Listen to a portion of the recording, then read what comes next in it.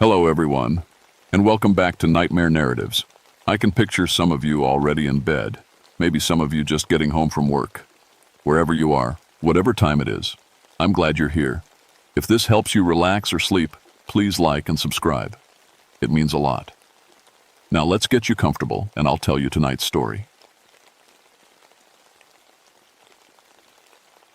My name is Thomas Whitmore, and I've been a park ranger at Shenandoah National Park for 13 years. I've seen a lot of strange things in these mountains, but nothing like what happened in the caves beneath Dark Hollow Falls in 1974. Before I tell you this story, you need to know I'm not some crazy old man making things up. I'm a certified cave rescue instructor. I've pulled 47 people out of underground death traps. I know caves better than most people know their own backyard. But here's the thing that'll make you laugh. I'm scared of tight spaces. Real scared. Started in Vietnam when I was a tunnel rat, crawling through enemy tunnels smaller than coffins. The war ended, but the fear didn't. Strange thing for a cave specialist, right? But fear keeps you alive down there. It makes you careful. I live alone now. My wife Sarah died 3 years ago in a car accident. My daughter Emma stays with her grandmother in Luray. I see her on weekends when I can, but the job keeps me busy. Especially in late fall when the tourists think they can handle these mountains without proper gear. That's how this whole thing started. October 28th, 1974. Early snow had been falling for 2 days, and 3 college kids from Virginia Tech decided to explore the unmapped caves below Dark Hollow Falls. Smart kids, supposedly. Engineering students with proper equipment and a detailed plan. They told the ranger station they'd be back by 6 p.m. They never came back. By 8 p.m., their car was still in the parking lot, covered in snow. Their parents started calling. That's when my supervisor called me at home.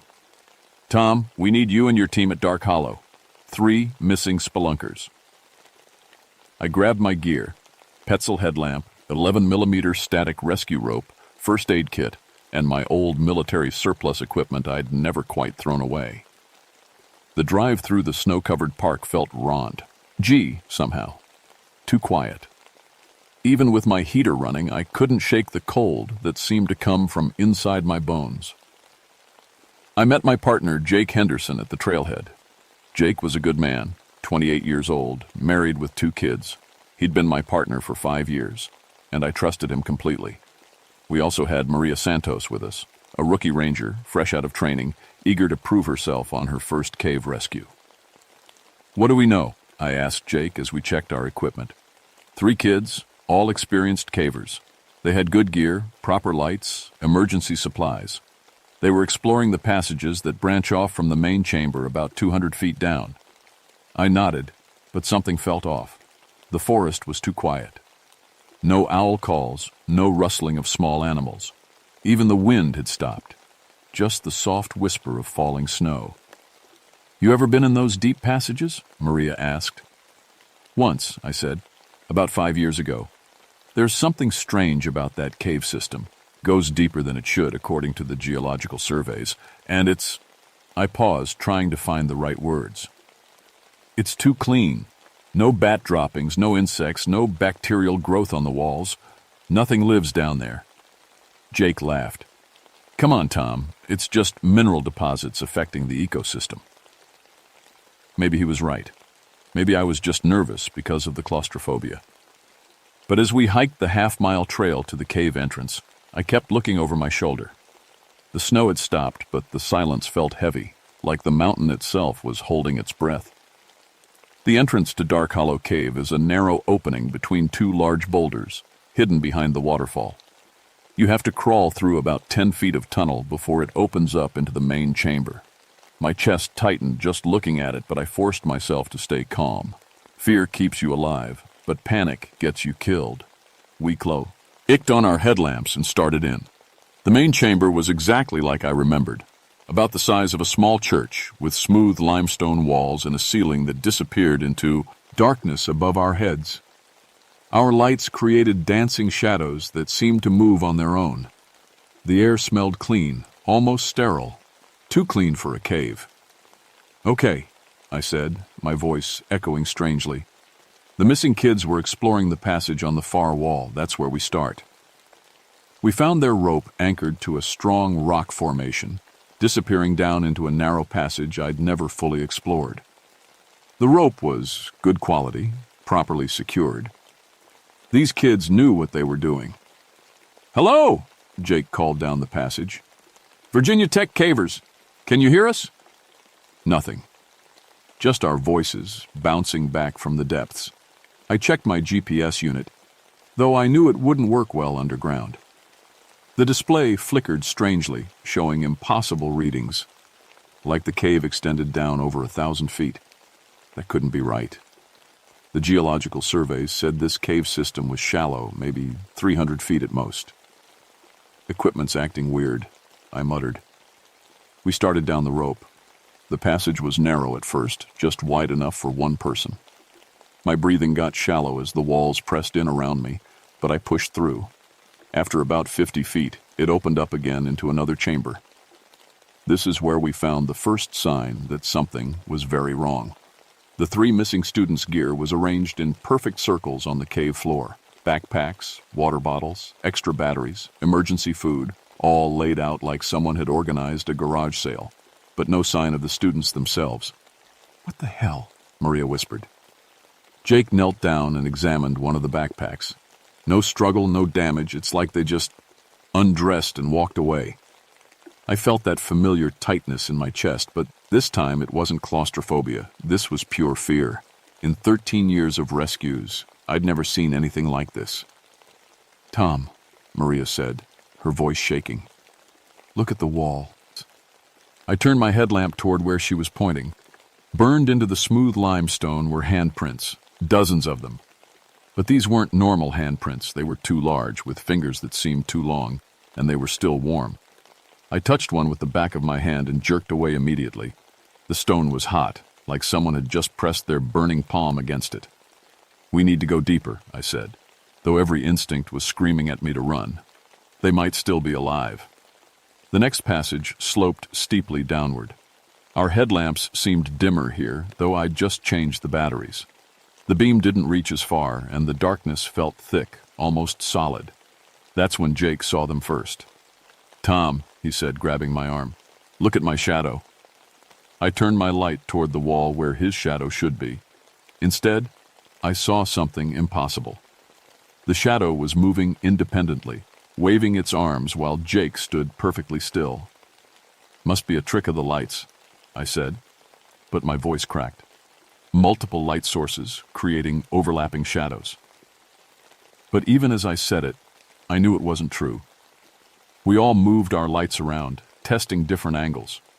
The shadows kept moving on their own, reaching out toward us with long, grasping fingers. Then Maria screamed. I spun around to see her being pulled backward by something I couldn't see. Her feet were sliding across the cave floor, leaving deep gouges in the stone, but there was nothing behind her. Nothing visible, anyway. "Help me!" she yelled, clawing at the ground. Jake and I grabbed her arms and pulled hard.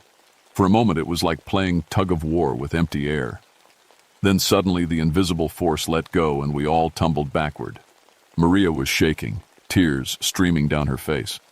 "Something grabbed me," she whispered. "Something cold. I could feel fingers, but there was nothing there." Our radios crackled with static. Then we heard something that made our blood freeze. Whispers. Dozens of voices whispering in a language none of us recognized. The sound seemed to come from the stone itself. "We're getting out of here," I said. "Right now." But when we turned back toward the entrance, the passage was different. The tunnel we'd come through was narrower, and the walls were covered with those strange handprints. More importantly, it felt wrong, like we were looking at the passage through the wrong end of a telescope. My compass needle spun wildly, unable to find magnetic north. My watch had stopped, though I could still hear it ticking. "How long have we been down here?" Jake asked.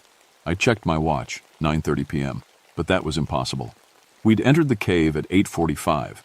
We couldn't have been exploring for more than an hour, but somehow 5.5 hours had passed. That's when we saw the petroglyphs. Carved deep into the cave wall were symbols I recognized from my research into local Cherokee history. Warnings. Pictures of human figures being pulled into darkness by shapes with burning eyes, and words in Cherokee script that I could barely translate. Soul thieves who walk between worlds. The Cherokee had known about this place. They'd tried to warn people.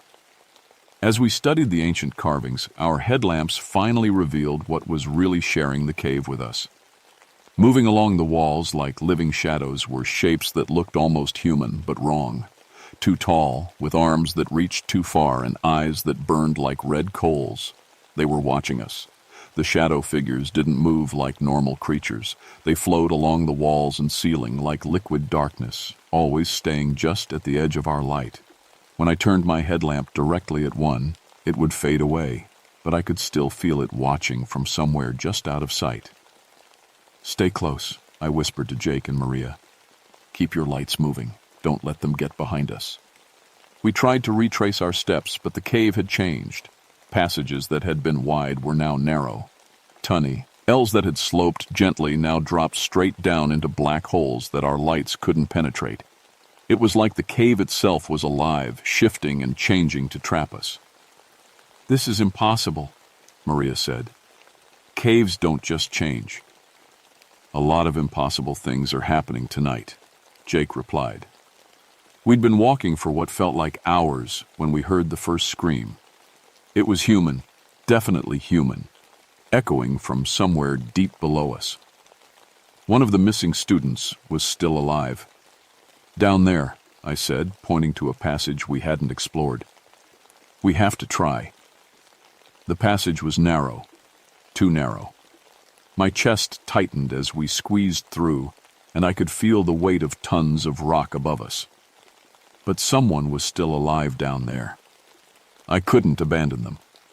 The passage opened into a chamber unlike anything I'd ever seen. The walls were covered in those handprint burns, thousands of them, and the air was warm, almost hot. In the center of the chamber, carved into the floor, was a perfect circle of Cherokee symbols. And inside that circle, we found him. One of the missing students, a young man named David according to his ID, was sitting cross-legged in the center of the symbol circle. His eyes were wide open, but he wasn't blinking. He wasn't moving at all. He was just staring at something we couldn't see. "David?" I called out. "David, can you hear me?" No response. I stepped closer, and that's when I noticed his shadow. While David sat perfectly still, his shadow was dancing, writhing, reaching out toward the walls where the other shadows waited. Jake moved to the opposite side of the chamber. "Tom, look at this."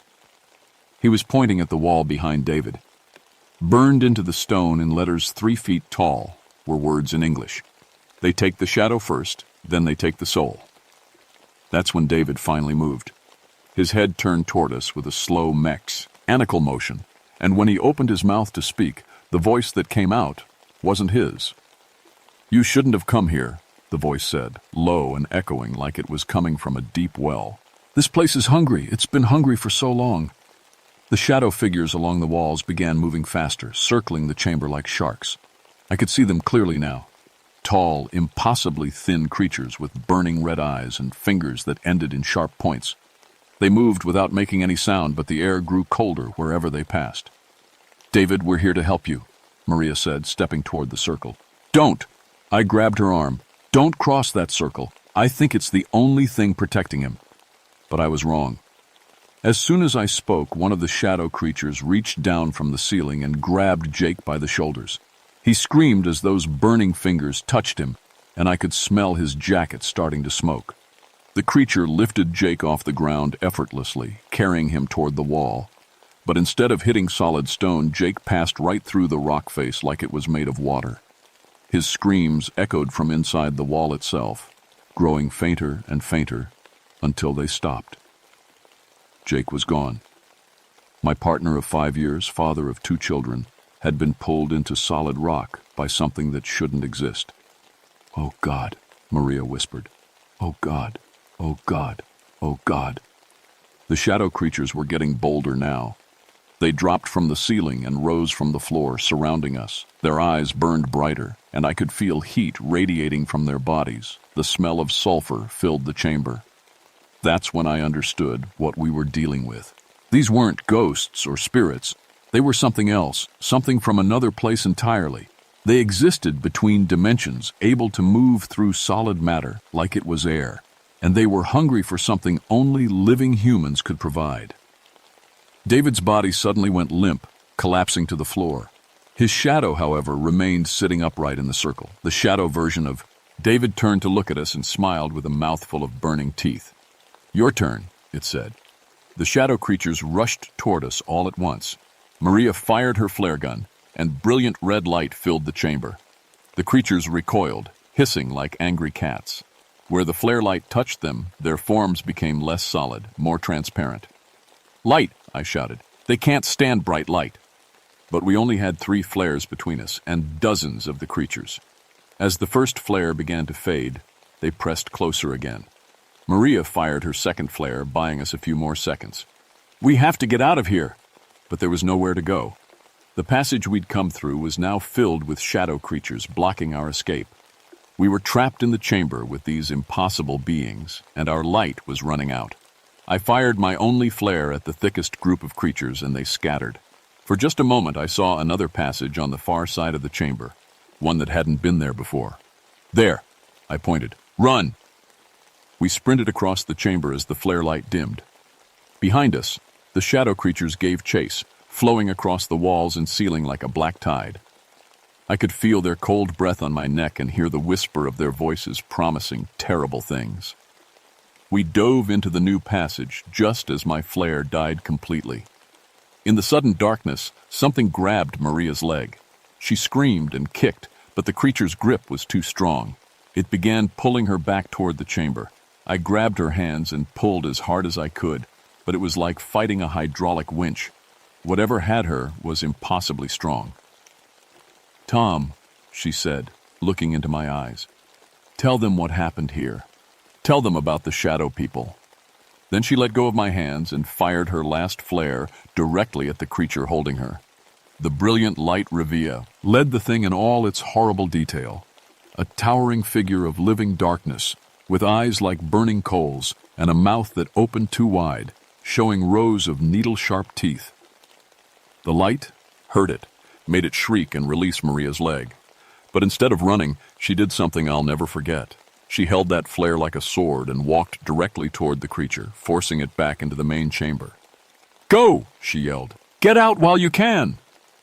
The last thing I saw was Maria Santos, rookie park ranger, standing alone against a tide of shadow creatures, holding them back with nothing but a single flare and more courage than any person should have to show. Then the passage collapsed behind me, cutting off her screams. I was alone in complete darkness, trapped in a cave that defied every law of physics I knew. My headlamp had finally died completely, and my spare batteries were somehow drained.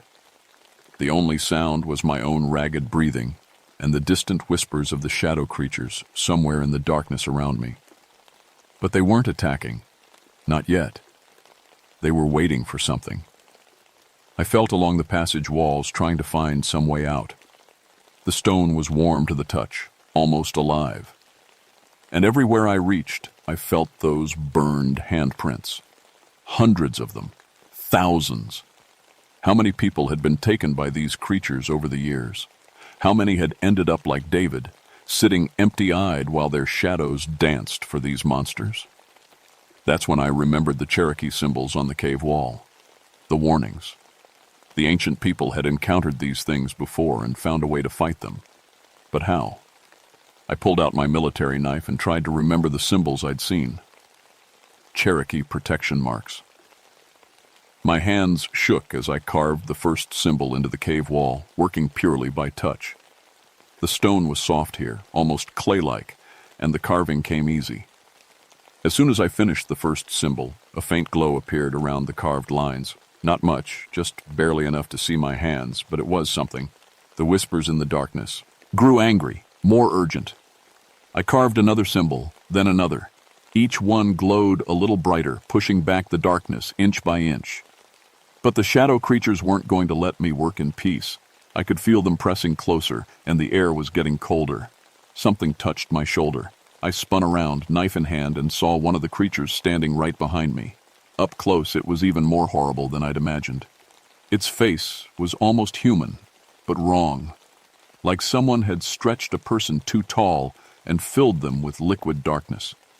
Its eyes burned with a cold fire that hurt to look at directly. "You cannot protect yourself with old symbols," it said in a voice like wind through dead leaves. "We are older than the Cherokee, older than your species. We were here when the mountains were young." "What do you want?" I asked, though I was pretty sure I knew the answer. "We feed on the energy of living consciousness.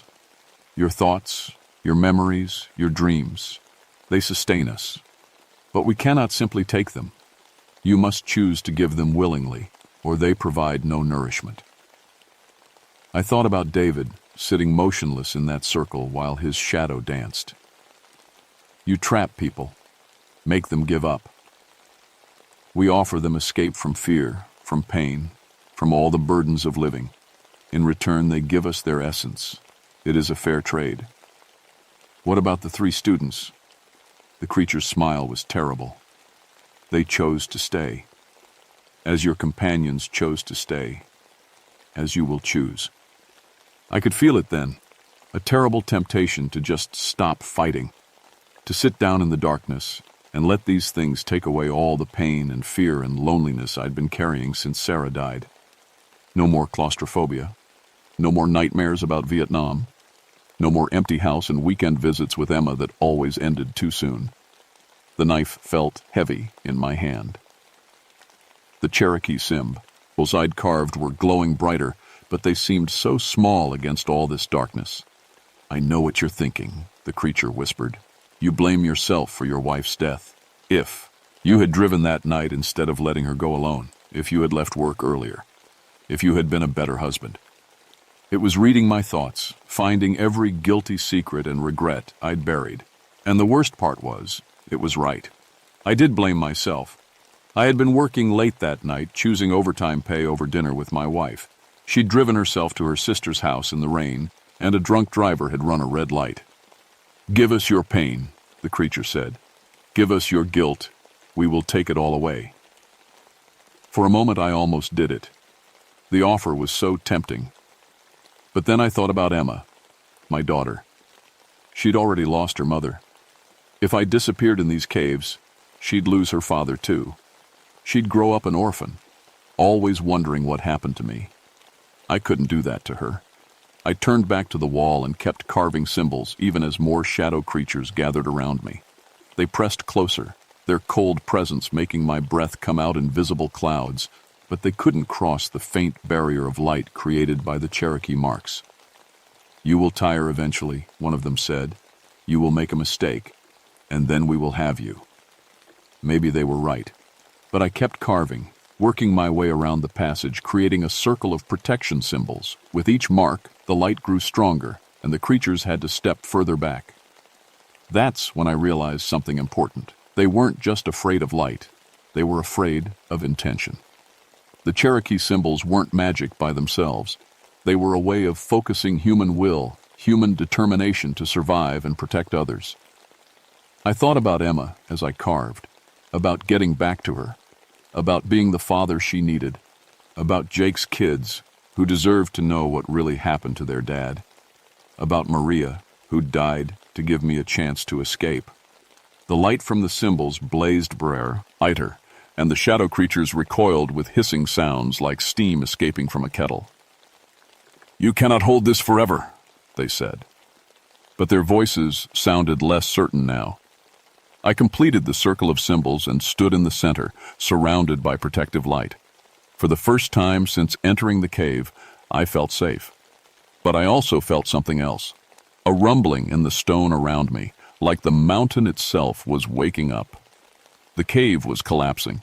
Whether it was because I'd disrupted whatever force kept this place stable, or because the shadow creatures were losing their grip on reality, I didn't know. But the ceiling was starting to crack, and dust was falling like snow. I had to get out, now. I ran through the collapsing cave, my knife still glowing with the power of the Cherokee symbols I'd carved. The light wasn't much, but it was enough to show me the way as passages reformed around me, leading me back toward the surface. Behind me, I could hear the shadow creatures screaming, a sound like 1,000 voices crying out in frustration and rage. They couldn't follow me while I carried the light, but I could feel their hatred pressing against my back like a physical weight. The cave shuddered and groaned around me. Sections of ceiling crashed down, blocking passages I'd just run through. It was like the whole mountain was trying to seal itself, to trap the shadow creatures in the depths where they belonged. I climbed up the rope we'd used to descend, my muscles burning with exhaustion. My knife was getting dimmer as I got further from the deep chambers, but it still provided enough light to see. The main chamber was partially collapsed when I reached it, but I could see stars through a gap in the ceiling where rocks had fallen. I squeezed through the gap and found myself outside, gasping in the cold October air. Snow was falling again, covering the entrance to dark, hollow cave. But as I watched, that entrance was changing. Boulders shifted and settled, sealing the opening. Within minutes, there was no sign that a cave had ever existed. There.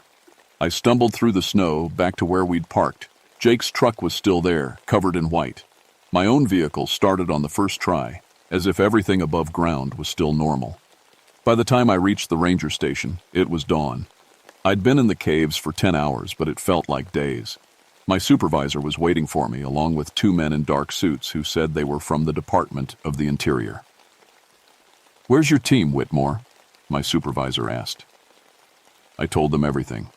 The shadow creatures, the impossible cave changes, Jake being pulled through solid rock, Maria's sacrifice. I showed them the Cherokee symbols I'd carved on my knife, still faintly glowing. They listened without interrupting, taking notes. When I finished, one of the men in suits spoke up. "Ranger Whitmore, you've been through a traumatic experience. Cave-ins, toxic gases, oxygen deprivation, they can cause hallucinations, false memories. We think you and your team got separated in a collapse and you've constructed an elaborate fantasy to deal with the trauma. What about Jake and Maria? Where are their bodies?" "The cave system is completely sealed. It would take months to excavate safely. We'll have to list them as missing, presumed dead." They took my knife, my equipment, my report. Everything that proved what had really happened. Within a week, the area around Dark Hollow Falls was declared geologically unstable and permanently closed to the public. Warning signs went up, and a fence was built to keep people away. I tried to fight it. I went to newspapers, to other park rangers, to anyone who would listen. But who believes a story about shadow creatures that live between dimensions, especially when the government has already provided a reasonable explanation involving cave-ins and oxygen deprivation? I was transferred to a different section of the park and ordered to undergo psychological evaluation. The counselor said I was suffering from survivor's guilt and post-traumatic stress disorder. They weren't wrong about the PTSD, but it wasn't from imagining things. It was from seeing things that shouldn't exist. I developed severe photophobia after that night. Bright lights hurt my eyes, but darkness was worse. I couldn't sleep without at least 3 lamps burning in my bedroom. I couldn't work underground anymore. The claustrophobia had gotten worse, mixed with memories of shadow creatures waiting in the dark. But I also started researching. I learned Cherokee symbols and protection rituals. I studied folklore from around the world, looking for similar stories. And I found them. Native American tribes across the continent have legends about shadow people who steal souls. European folklore speaks of creatures that live in the spaces between worlds. Ancient cave paintings show figures being pulled into darkness by beings with burning eyes. The shadow people aren't unique to Shenandoah. They're everywhere humans have gone deep enough underground. Every major cave system has stories, people who vanish without a trace, strange sounds and lights, equipment that fails for no reason. Other rangers have started coming to me quietly, sharing their own experiences. A rescue team in Mammoth Cave found climbers' gear arranged in perfect geometric patterns. Cavers in Carlsbad reported shadows that moved independently of their light sources. Always the same pattern. Always dismissed as hallucinations or hoaxes. I retired early in 1976, 2 years after the Dark Hollow incident. I couldn't do the job anymore. Couldn't pretend that our caves were safe when I knew what was really living down there. But I kept Emma close, made sure she understood that some places are too dangerous to explore, no matter how curious you get. She's grown up, has kids of her own. Sometimes she asks about that night, about what really happened to make me change so completely. I've never told her the whole truth. How do you explain to your daughter that there are creatures living beneath our world who feed on human consciousness? How do you tell her that the mountain she grew up playing on is home to something that shouldn't exist? But I've made sure she knows the Cherokee protection symbols. I've taught her grandchildren the same marks, told them it's just an old family tradition. They carve them into walking sticks and camping gear, thinking it's just something Grandpa Tom likes to do. Maybe they'll never need that protection. Maybe the shadow people are content to stay in the deep places, only taking the occasional spelunker who ventures too far into their domain. But I've seen what happens when someone goes down there unprepared. I still carry my old military knife, and I've carved those Cherokee symbols deep into the blade. They don't glow anymore. I'm too far from that place of power now, but I can feel them humming with protective energy when I hold the knife in the dark. Sometimes, on quiet nights when the wind is just right, I can hear whispers coming from the direction of Dark Hollow Falls. The shadow people are still down there, waiting in the spaces between worlds. They're patient, they're hungry, and they remember the man who escaped their realm carrying stolen light. If you're thinking about exploring caves, any caves, remember this story. Carry multiple light sources, learn some Cherokee protection symbols, and carve them into your equipment. Travel in groups, and never go deeper than you can safely return. And if you ever find yourself in a cave where the shadows move on their own, where your equipment fails for no reason, where the passages seem to change when you're not looking, get out. Get out immediately, and don't look back. Because some hungers are older than human civilization, and some darkness should never be disturbed. The shadow people are real. They're waiting. And next time, they might not let anyone escape to tell the story.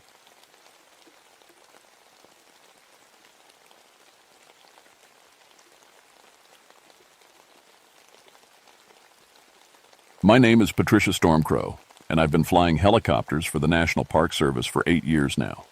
Most people think being a park ranger is all about campfires and bear warnings. But here at New River Gorge in West Virginia, my job is different. I fly rescue missions over one of the most dangerous bridges in America. The New River Gorge Bridge sits 876 feet above the river.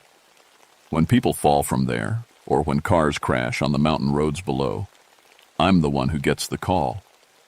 I've pulled 47 people out of situations they never thought they'd survive. I've also pulled out 23 who didn't make it. You remember every face. Before this job, I worked as an air traffic controller. I got used to watching things in the sky, tracking them, making sure they went where they were supposed to go. Now I spend my days in a Bell 206 helicopter, looking down instead of up. But the skills are the same. You notice when something doesn't belong. My helicopter has all the latest gear. Thermal cameras that can spot body heat from a mile away. GPS that works even in the worst storms.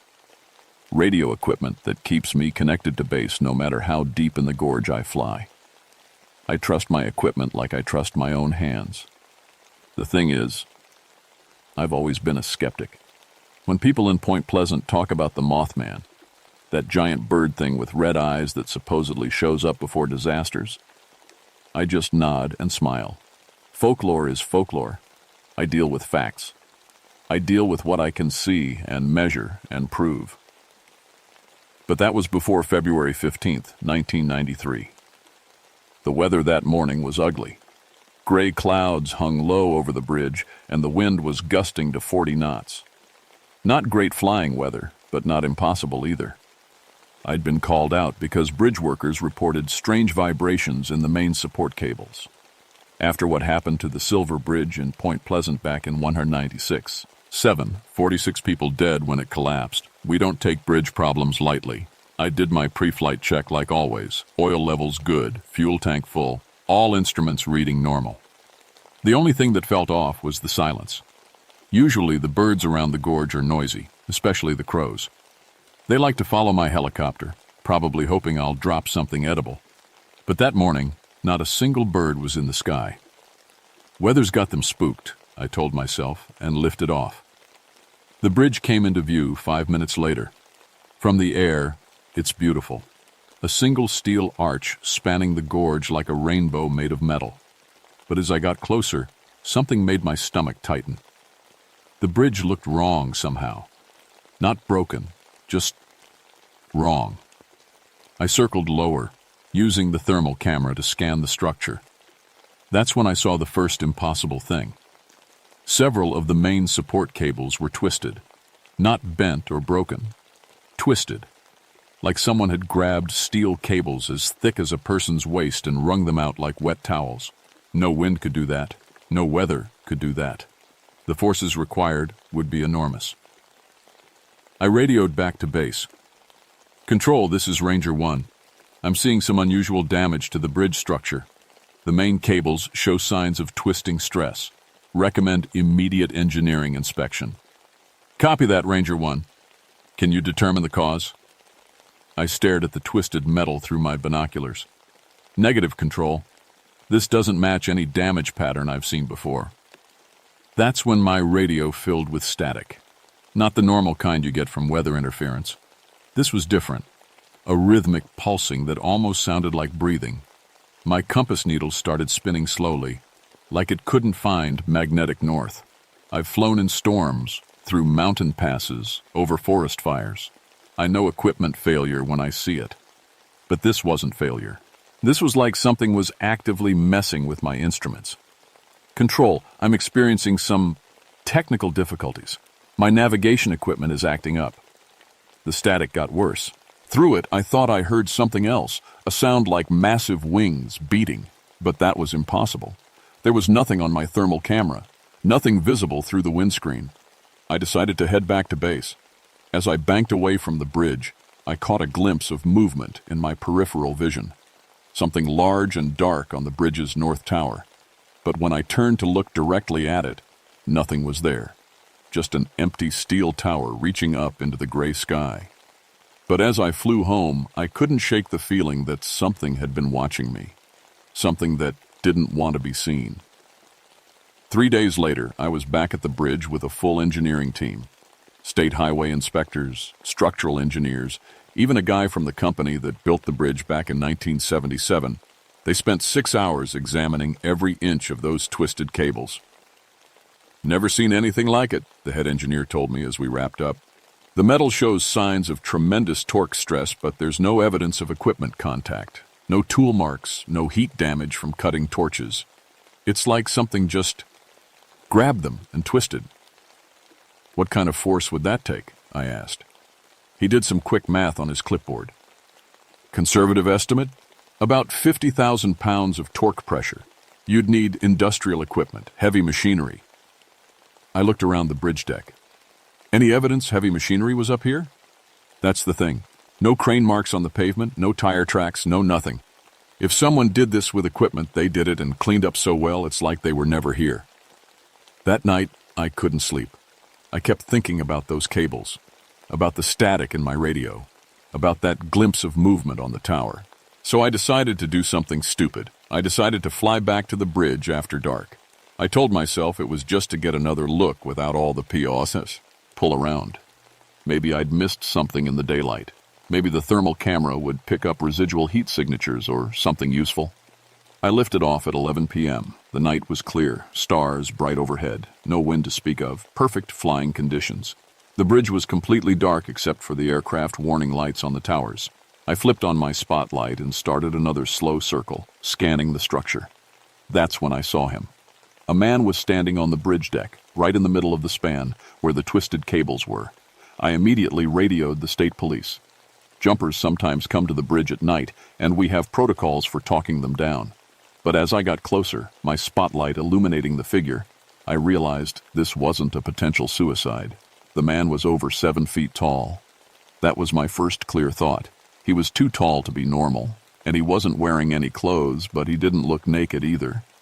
His skin was dark, almost black, and it seemed to absorb my spotlight instead of reflecting it. Then he looked up at me. His eyes were red, not bloodshot red, not the red of reflected light. They glowed red, like hot coals in the darkness, and they were huge. Each eye was easily the size of a dinner plate. I've been in search and rescue for 8 years. I've seen people in shock, people in hypothermia, people having psychotic breaks. I thought I was looking at someone with a medical emergency. Control, this is Ranger 1. I have a person on the bridge, possibly in medical distress. Subject appears disoriented and may need immediate medical attention. But even as I said it, I knew something was wrong. The figure wasn't moving like a person in distress. He was standing perfectly still, those red eyes fixed on my helicopter. And he was too big. Even from 200 feet away, I could tell he was unnaturally large. Then he spread his arms, and weren't arms. They were wings. Massive wings that unfolded from his shoulders like the wings of a moth, dark, veined, spanning at least 15 feet from tip to tip. The wind from them reached my helicopter, making it rock in the air. I stared for maybe 10 seconds, my mind trying to process what I was seeing. This wasn't a person. This wasn't anything that should exist. The creature looked directly at me, tilted its head like it was curious, and then launched itself into the air. It flew straight at my helicopter. I yanked the cyclic stick hard to the right, pushing the engine to full power. The Bell 206 can do about 140 miles per hour in level flight. I was doing every bit of that, racing away from the bridge as fast as the helicopter could manage. But when I looked in my mirrors, the creature was keeping pace, not struggling to keep up, not falling behind. It was flying alongside me like it was out for a casual evening flight. Those huge wings barely seemed to be working, just gentle, rhythmic beats that somehow propelled it at speeds no bird or bat could match. Then it did something that made me forget how to breathe. It flew in front of my helicopter and hovered there, facing me through the windscreen. Up close, I could see its face. It was human-like, but wrong. The features were too sharp, too angular. The mouth was too wide. And those eyes, those red, glowing eyes, they looked intelligent. They looked like they were trying to tell me something. The creature raised one clawed hand and pointed. Not at me. Past me. Back toward the bridge. Then it spoke. Not with its mouth. The voice came from inside my head, clear as my own thoughts. Warning. Danger. Many will fall. I blinked, and it was gone. Just vanished into the darkness like it had never been there at all. I flew back to base in complete silence, my hands shaking on the controls. I filed a report about a large bird strike near the bridge and said nothing about the rest of it. Who would believe me? Hell, I didn't believe me. But two things kept me awake that night. First, the creature, his words echoing in my mind. Warning. Danger. Many will fall. And second, the memory of those red eyes. They hadn't looked angry or threatening. They'd looked worried. I didn't tell anyone what I'd really seen that night. How could I? Hey, boss, I met a 7-foot-tall Mothman who spoke to me telepathically. Isn't the kind of thing that keeps you employed with the Park Service. But I couldn't stop thinking about those words. Warning. Danger. Many will fall. So I started doing research. Real research. I spent my off-duty hours in the library reading everything I could find about the Point Pleasant Mothman sightings from 1966 and 1967. Most of it was folklore and sensationalized newspaper stories. But buried in the archives, I found some interesting patterns. Every credible Mothman sighting in Point Pleasant had happened near the Silver Bridge, always within a month before its collapse. And the witnesses, the reliable ones, not the attention seekers, all described the same thing. A creature that seemed to be warning people about disaster. John Klein, a reporter who'd covered the story, wrote in his notes, "The entity appeared distressed when discussing the bridge. Multiple witnesses reported feeling overwhelming sadness or fear when the creature made contact." I also found something else. Bridge collapses throughout Appalachian history showed a strange pattern. The Tacoma Narrows Bridge in Washington, the Point Pleasant Silver Bridge, the Mianus River Bridge in Connecticut. In almost every case, there were reports of unusual animal behavior or large bird sightings in the weeks leading up to the structural failure. What if it wasn't coincidence? What if something was trying to warn people? That's when I made my second stupid decision. I started flying regular night patrols over the New River Gorge Bridge. Unofficial patrols. Just me checking to see if the CR Eacher would appear again. On the fourth night, it did. I was doing a slow circle around the bridge's south tower when my instruments went crazy. The radio filled with static, the compass spun, and the engine started running rough. Not failing, just struggling, like something was interfering with the electrical system. That's when I saw him on the tower. Same red eyes, same impossible size. But this time, he wasn't alone. 3 bridge workers were doing emergency repairs on the tower, working the night shift to fix some of the twisted cables. They had floodlights set up, making them clearly visible from the air. The creature was perched about 50 feet above them, watching their work. And something was wrong. It was agitated, moving restlessly, those massive wings fluttering with obvious distress. I flew closer, and suddenly the creature's voice filled my mind again. Danger below. Metal sickness. They cannot see. I looked at the bridge workers through my binoculars.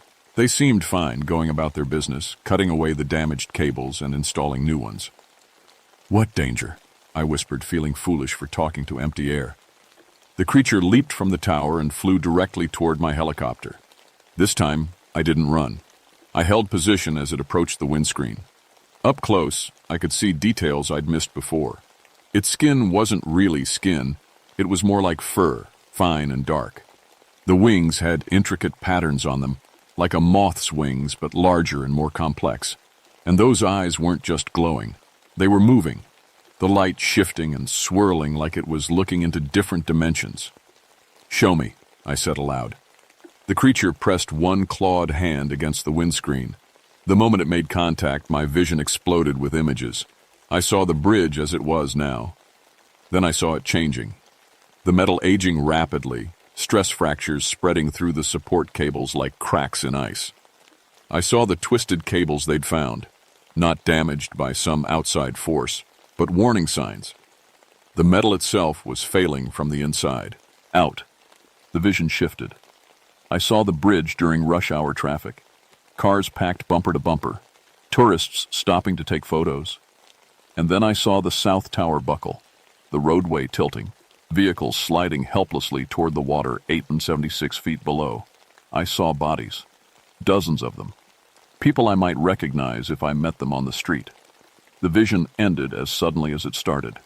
The creature was gone, and I was alone in the cockpit with the taste of metal in my mouth and tears on my face. But now I knew. The bridge was going to collapse, soon, and it would happen during peak traffic, when the maximum number of people would die. I radioed base immediately. Control, this is Ranger 1. I need to speak with the bridge engineering team immediately. Emergency priority. Ranger 1, it's 2 a.m. Can this wait until morning? Negative. People are going to die if we don't act now. The next few hours were the longest of my life. I tried to explain what I'd discovered without mentioning the creature. I talked about stress patterns I'd noticed, metal fatigue indicators, subtle signs of structural failure that might not show up in normal inspections. The engineering team was polite but skeptical. They'd already examined the bridge thoroughly. The twisted cables were anomalous, sure, but the overall structure was sound. They had computer models that proved it. Ms. Stormcrow, the head engineer said patiently, bridges don't just collapse. There are warning signs, systems in place to detect problems. The New River Gorge Bridge was built to last for 100 years. So was the Silver Bridge in Point Pleasant, I said, right up until it killed 46 people. That got their attention. They agreed to do another inspection, a more thorough one, using ultrasound to check for internal stress fractures that might not be visible on the surface. But bureaucracy moves slow. The inspection was as scheduled for the following week. I knew we didn't have that long. That night, I flew back to the bridge one more time. The creature was waiting for me, perched on the north tower like it knew I'd come. How long? I asked aloud. The answer came immediately, filling my mind with cold certainty. 3 days, when the sun is highest and the bridge carries the most weight. 3 days until the collapse. 3 days to convince people who trusted computers and engineering reports more than the word of a helicopter pilot who'd been spending too many nights alone in the sky. As I flew home, I made a decision. If the officials wouldn't listen to warnings, maybe they'd listen to evidence. I was going to document everything. Every sign of structural failure, every stress indicator, every piece of proof I could gather. And when the time came, I was going to be in the air above that bridge, ready to save every life I could. What I didn't know was that the creature, the Mothman, was making its own preparations, and that when the time came, we'd both be risking everything to prevent a disaster that might already be inevitable. The ultrasound inspection found internal stress fractures throughout the bridge's support system, hairline cracks in the metal that hadn't shown up on visual inspections. The engineering team suddenly got very serious very quickly. But fixing the bridge would take months, maybe years. And in the meantime, it had to stay open. The New River Gorge Bridge is the only major river crossing for 40 miles in either direction. Closing it would cut off entire communities. So they did what bureaucrats always do. They formed a committee to study the problem. The bridge stayed open. Tourist season was coming. The state needed the revenue. I knew we were down to 2 days when the creature appeared in my helicopter. I was flying a routine patrol on the morning of February 18th when the cabin suddenly filled with a smell like ozone and wet earth. My instruments went dead. Not malfunctioning, completely dead. And when I looked to my right, he was sitting in the passenger seat, 7 feet tall, folded into a space meant for an average human, those red eyes fixed on mine, wings tucked against his back like a dark cloak. I should have been terrified. Instead, I felt oddly calm, like I'd been waiting for this moment. "You're not just warning me about the bridge, are you?" I said aloud. "You're asking for help." The voice in my mind was tired, sad. "I cannot save them alone. You have the machine that flies. You have the knowledge of rescue. What are you?" Images flooded my consciousness. Not visions of the future this time, but memories. Ancient ones. I saw the same creature, or others like him, appearing throughout history, always near disasters, always trying to warn people who couldn't or wouldn't listen. The 1906 San Francisco earthquake, the 1912 sinking of the Titanic, the 1944 Hartford circus fire, and always the same pattern. The creature would appear, try to warn people, and watch helplessly as disaster struck. We are guardians, I suppose you would say, watchers. We exist between what is and what might be. We see the fractures in time where tragedy grows. Why can't you stop it directly? The sadness in its mental voice was overwhelming. We can only observe and warn. The choice to listen belongs to your kind. But this time I thought perhaps what? Perhaps one of you would work with me instead of running away. I understood then. Every Mothman sighting in history had been a desperate attempt to save lives. And every time, people had either dismissed the warnings as folklore or been too afraid of the messenger to listen to the message. When will it happen? Tomorrow, when the sun reaches its highest point and the bridge carries its heaviest load. The metal will surrender to stresses it can no longer bear. How many people? The creature's eyes dimmed. Too many. The bridge will be full. Tourists coming to see the autumn colors, families with children, people who have lived full lives and people who have barely begun theirs. I looked at my watch. 1 p.m. on February 18th. We had exactly 24 hours. What's the plan? The creature's eyes brightened. For the first time, I sensed something like hope in its mental voice. You know the bridge. You know where people go to escape when disaster strikes. You have the machine that can reach them quickly. And you? I will do what I can to delay the collapse, to give you time. I didn't ask how. Some questions are better left unasked. We spent the rest of that day planning. I filed a flight plan for routine tourist safety patrol on February 19th. I loaded my helicopter with every piece of rescue equipment it could carry. Medical supplies, emergency blankets, ropes, even a portable defibrillator. Most importantly, I called in sick for my partner, Jake Martinez. He had a wife and 2 little kids. Whatever was going to happen, I wasn't going to risk his life too. At 11 a.m. on February 19th, I lifted off for the New River Gorge Bridge. It was a beautiful day. Clear skies, temperature in the mid-60s, perfect visibility. The kind of day that draws tourists out in droves. The bridge was packed. I counted at least 60 cars crossing in both directions. People had pulled over at the scenic overlooks to take pictures. Families were walking across on the pedestrian walkway, pointing down at the river far below. I circled high above, staying out of the way, but ready to move fast when the time came. At exactly 12:47 p.m., my radio filled with static. Through the interference, I heard a familiar voice.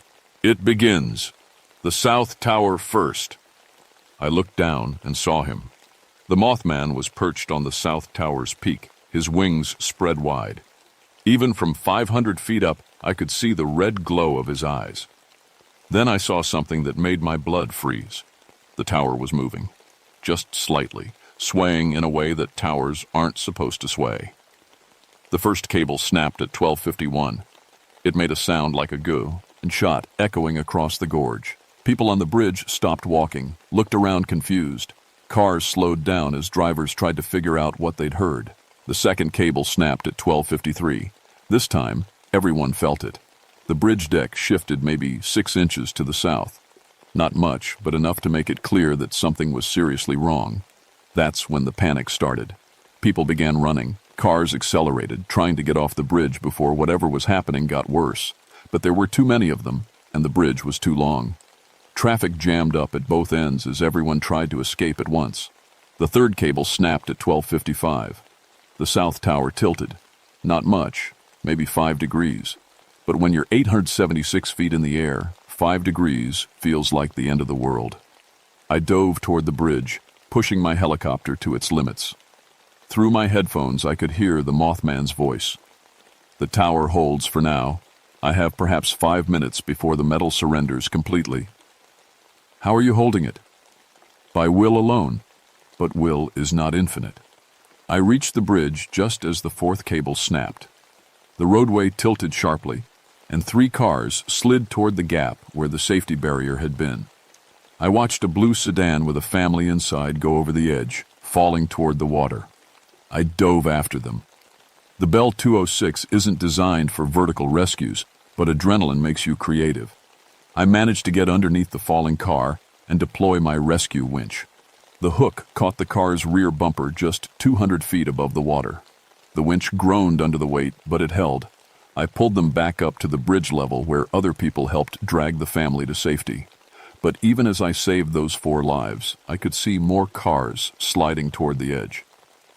"I cannot hold much longer." The Mothman's voice was strained with effort. "The metal cries out in pain." I looked up at the South Tower. The creature was no longer perched on top.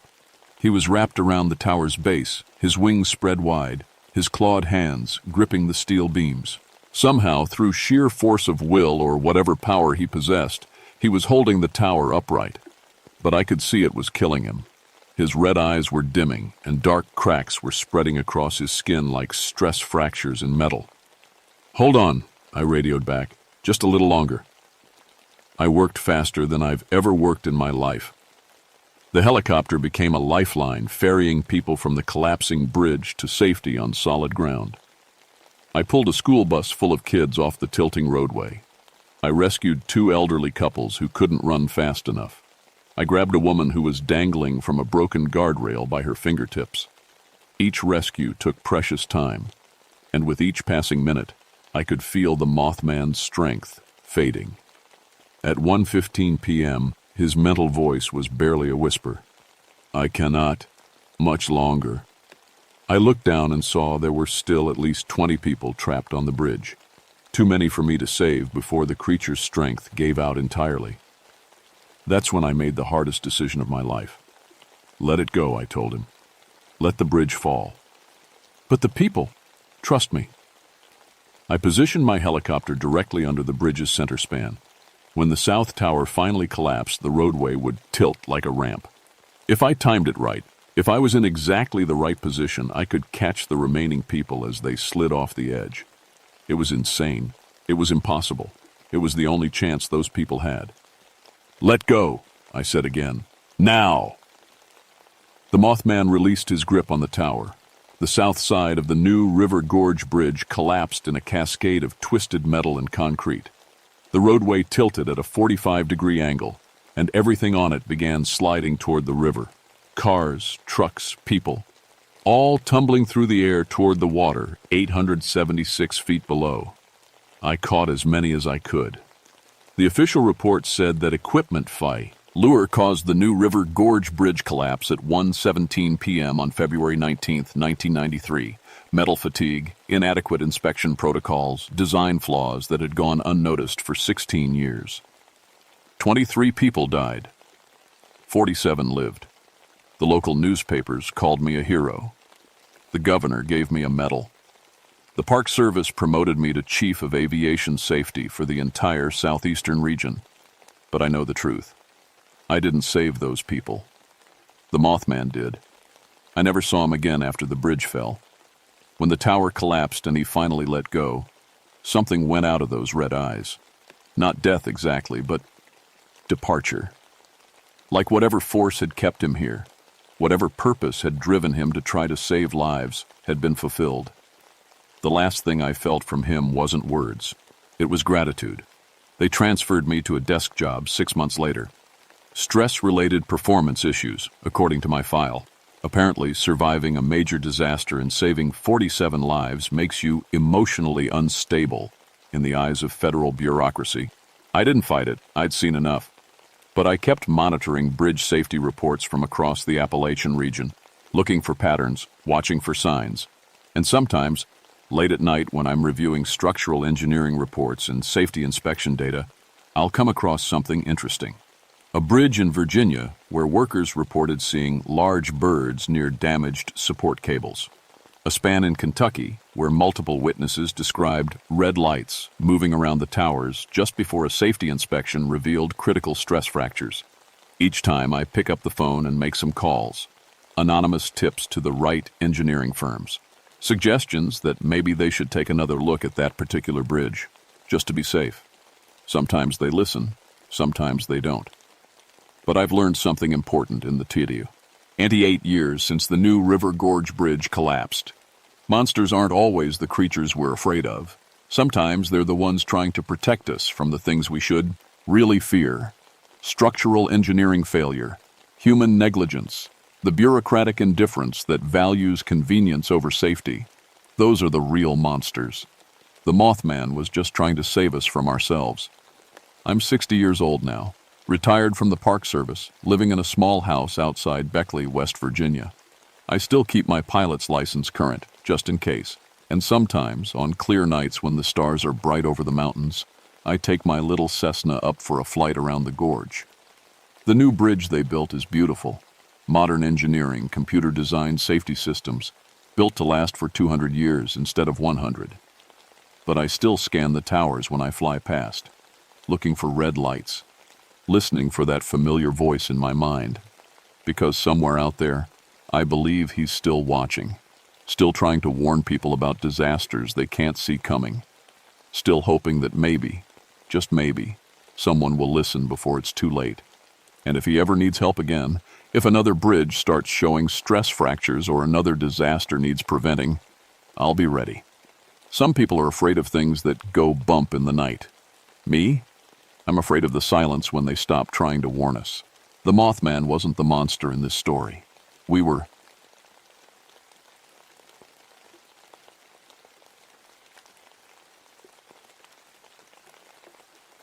My name is William Ashford, and I've been a park ranger for 12 years. I used to study to be a priest, but I lost my faith somewhere along the way. Now I work in the Monongahela National Forest in West Virginia, taking care of the trees and making sure they stay healthy. I have a doctorate in forestry. That means I know a lot about trees and plants. I've written papers about the forests here in the mountains. People call me when something strange happens to the trees, because I usually know what's wrong. But what happened in Raven Rock Hollow was different. It changed everything I thought I knew about the world. It started in October 1978. The leaves were turning colors, red and gold and orange. I got a call from my supervisor about some trees dying in an old part of the forest. Not just one or two trees, a whole grove of ancient oaks and maples, some over 100 years old. "They just died overnight, Will," my supervisor said on the radio. "Never seen anything like it. Need you to take a look and tell us what killed them." I packed my equipment, soil testing kit, sample containers, my camera, and notebooks. The drive to Raven Rock Hollow took 2 hours on winding mountain roads. The deeper I went into the forest, the quieter it got. No birds singing, no squirrels chattering. Even my radio started crackling with static. When I reached the hollow, my truck's engine sputtered and died. I tried starting it again, but nothing happened. The battery was fine that morning. I walked the last half mile. The smell hit me first, sweet and rotten, like flowers left too long in water. Then I saw the trees. They stood in a perfect circle, maybe 50 feet across. Every single tree was dead. Not dying. Completely dead. Their leaves had fallen off and turned black. The bark was peeling away in long strips. But here's what made my hands shake as I wrote in my notebook, the dish. Dead trees formed a perfect spiral pattern starting from the center and curling outward. Nature doesn't work that way. Diseases spread randomly. Insects attack the weakest trees first. Drought affects trees based on their root depth and water access. But this looked like someone had drawn a line on the ground and said, everything inside this line dies. I took soil samples from inside and outside the dead zone. The dirt inside felt cold, even though the sun was shining. When I touched it with my bare hands, my fingers went numb. The pH meter gave readings that made no sense. The soil was so acidic it should have been eating through my equipment. Nothing should grow in dirt like that. But just 10 feet away, outside the spiral, the soil tested perfectly normal. I set up my camera and started taking pictures. Through the viewfinder, I noticed something else. The dead trees weren't random types. They were all the old ones. The oaks that had been growing here since before the Civil War. The maples that Native Americans might have tapped for syrup centuries ago. Someone had killed the ancient trees and left the young ones alone.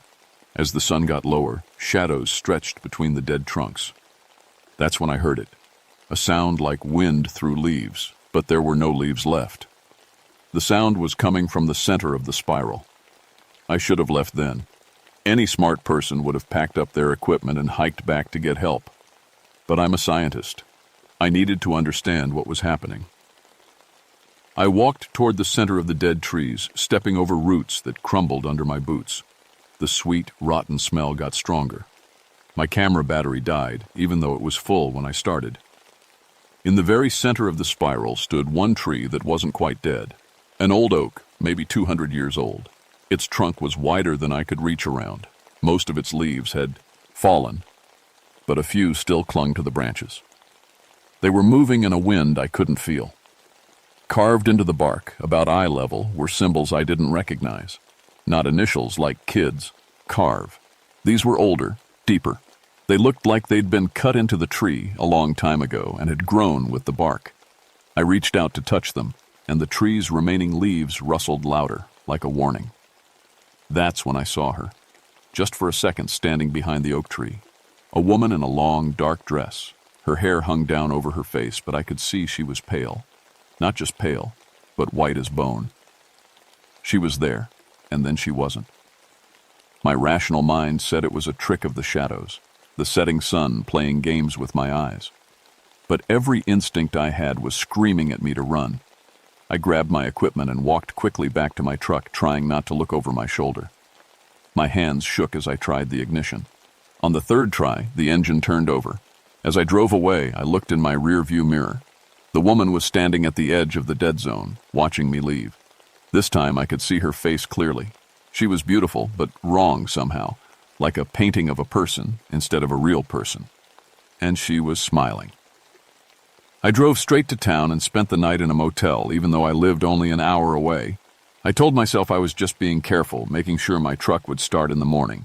But really, I didn't want to be alone in my cabin after what I'd seen. The next morning, I developed my pictures. Most of them came out blurry or completely black. But in one photo, the one I took of the center oak, there was something behind the tree.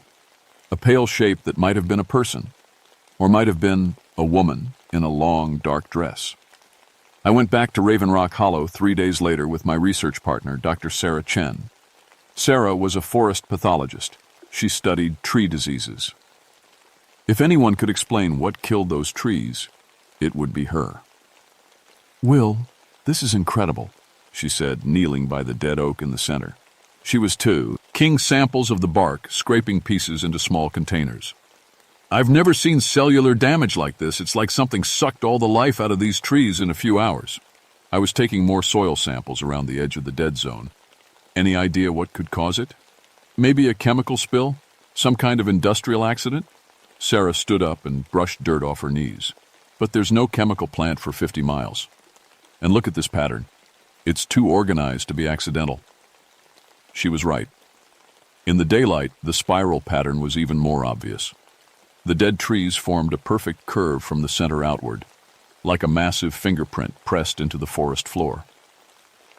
"There's something else," I said, pointing to the symbols carved in the center oak. "These markings, they don't look modern." Sarah examined the carvings with her magnifying glass. "These are old, Will, really old. The bark has grown around them. I'd guess they're at least 50 years old, maybe more." That's when we heard the sound. It started as a low humming, like power lines in the distance. But there were no power lines in Raven Rock Hollow. The sound got louder, more like singing. A woman's voice, singing something sad and slow. We looked at each other. "Do you hear that?" Sarah whispered. The singing was coming from deeper in the forest, past the dead trees. Sarah started walking toward it. "Sarah, wait." I grabbed her arm. "We should stick together." But she pulled away. "It's beautiful, Will. Can't you hear how beautiful it is?" I could hear it, and it was beautiful. That was the problem. The voice was too perfect, too sweet. It made me want to follow it, and that scared me. Sarah walked into the woods following the singing. I had no choice but to follow her. The trees got thicker as we moved away from the hollow. Old growth forest, the kind that had been here for centuries. But something was wrong with these trees, too. Their branches hung down lower than they should. The leaves rustled without any wind, and I kept seeing movement in the corner of my eye. Shapes that disappeared when I turned to look. "Sarah, we need to go back," I called. She didn't answer. She was 20 feet ahead of me now, walking faster. The singing was getting louder, more urgent. That's when I saw the woman again. She was standing behind a large pine tree, just like before. Long, dark dress, pale white skin, hair hanging over her face. But this time, she wasn't looking at me. She was looking at Sarah. "Sarah!" I yelled. "Stop!" Sarah turned around, but her eyes looked strange, dreamy, like she was sleepwalking. "The singing, Will, can't you hear it? She wants us to come closer." "Who wants us to come closer?" Sarah pointed behind me. I turned around. The woman was gone from behind the pine tree. Now she was standing right behind me, close enough to touch. I could smell her. Flowers and earth and something else, something rotten. Up close I could see that her skin wasn't just pale. It was gray, like old newspaper. Her dress was from another time, maybe 100 years ago or more.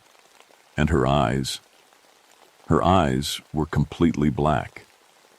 No white parts, no iris. Just solid black, like looking into deep water at night. "Hello, William," she said. Her voice was the singing we'd been following, but now it sounded different. Cold, hungry. "I've been waiting for you to come back." I stumbled backward, my heart pounding. "Sarah, we need to leave. Now." But when I looked for Sarah, she wasn't there. The forest was empty, except for me and the woman in the dark dress. "Where is she?" I demanded. "What did you do with Sarah?" The woman smiled, showing teeth that were too sharp and too white. "She's learning about my garden. Would you like to see?" She pointed toward a grove of trees I hadn't noticed before. They were moving, swaying back and forth, even though there was no wind. As I watched, I realized they weren't swaying. They were breathing. "Sarah!" I called. A voice answered from inside the grove, but it didn't sound right. It was Sarah's voice, but it echoed like she was calling from the bottom of a well. "Will? I can't move my feet. Something's holding my feet." I ran toward the grove, pushing past the woman. She let me go, still smiling. Sarah was standing in the middle of the breathing trees, but she was sinking. The ground around her feet was soft, like mud, but it was moving. Roots and vines were wrapping around her ankles, pulling her down. "The trees," she said, her voice dreamy and confused. "They're singing to me, Will. They want me to stay and listen." I grabbed her hands and pulled as hard as I could. The roots held tight, but I was stronger. With a wet, tearing sound, Sarah came free. We both fell backward. "Run," I told her. "Don't look back, just run." We crashed through the forest, branches scratching our faces and hands. Behind us, I could hear the woman laughing. Not a human laugh, something else, like wind through a broken window. We reached my truck and I gunned the engine. As we drove away, Sarah sat silently in the passenger seat, staring at her muddy boots. "What was that thing?" she finally asked. "I don't know." But I was lying. Deep down, in a place I didn't want to admit existed, I knew exactly what she was. The next morning, Sarah called in sick. She said she didn't remember much about what happened in the forest, just that she'd had bad dreams all night. Dreams about being buried alive under roots and dirt. I went to the local library and started researching the history of Raven Rock Hollow. What I found made my blood go cold. In 1692, 13 women had been accused of witchcraft in the area. They were tried and executed in the hollow where I'd found the dead trees. All 13 were burned alive on the same day. One of their names was Elizabeth Hartwell. According to the records, she'd been an herbalist who helped people with natural remedies. The townspeople said she could make plants grow in winter and cure any sickness with her potions. They also said she could kill with a touch. I found an old photograph of Elizabeth Hartwell from before her trial. Even in the faded brown picture, I recognized her face. She was the woman I'd seen in the forest. I should have left Raven Rock Hollow alone after that, filed a report about chemical contamination and let someone else deal with it. But I couldn't stop thinking about Sarah, standing in that grove with roots wrapping around her ankles. And I couldn't stop thinking about Elizabeth Hartwell's black eyes. The dead zone was spreading. I went back every few days to measure it. Each time, more trees had died, always in the same spiral pattern, always the oldest and strongest trees first. The dead area was now almost twice as big as when I first found it. But worse than the dead trees were the living ones. Inside the spiral, some trees weren't dying. They were changing, growing in ways that made no sense. Oak trees sprouting thorns as long as my fingers.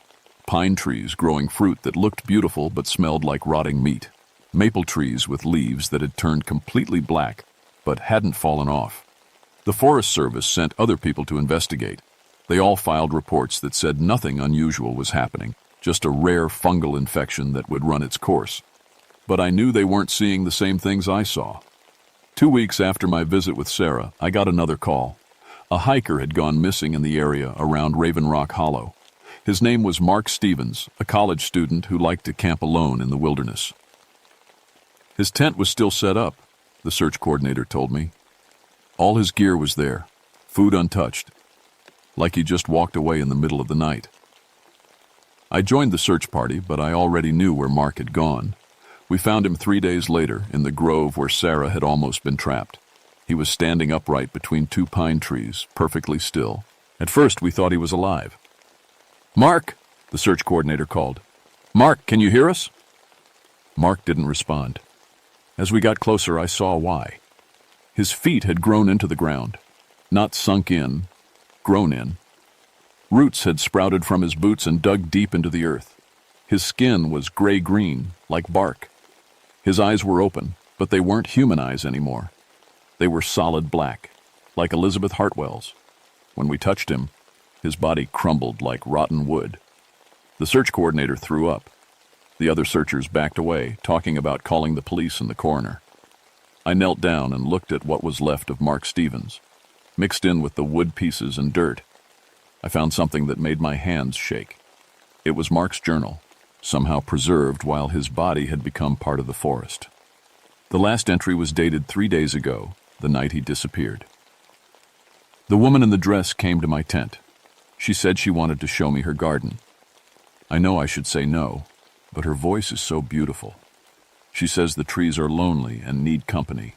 She says I could help them grow stronger. I can hear them calling to me now. The trees. They sound like they're singing my name. I think I'll go see what they want. I tore the page out of the journal and put it in my pocket. The search coordinator was on his radio calling for backup. But I knew the police wouldn't understand what they were dealing with.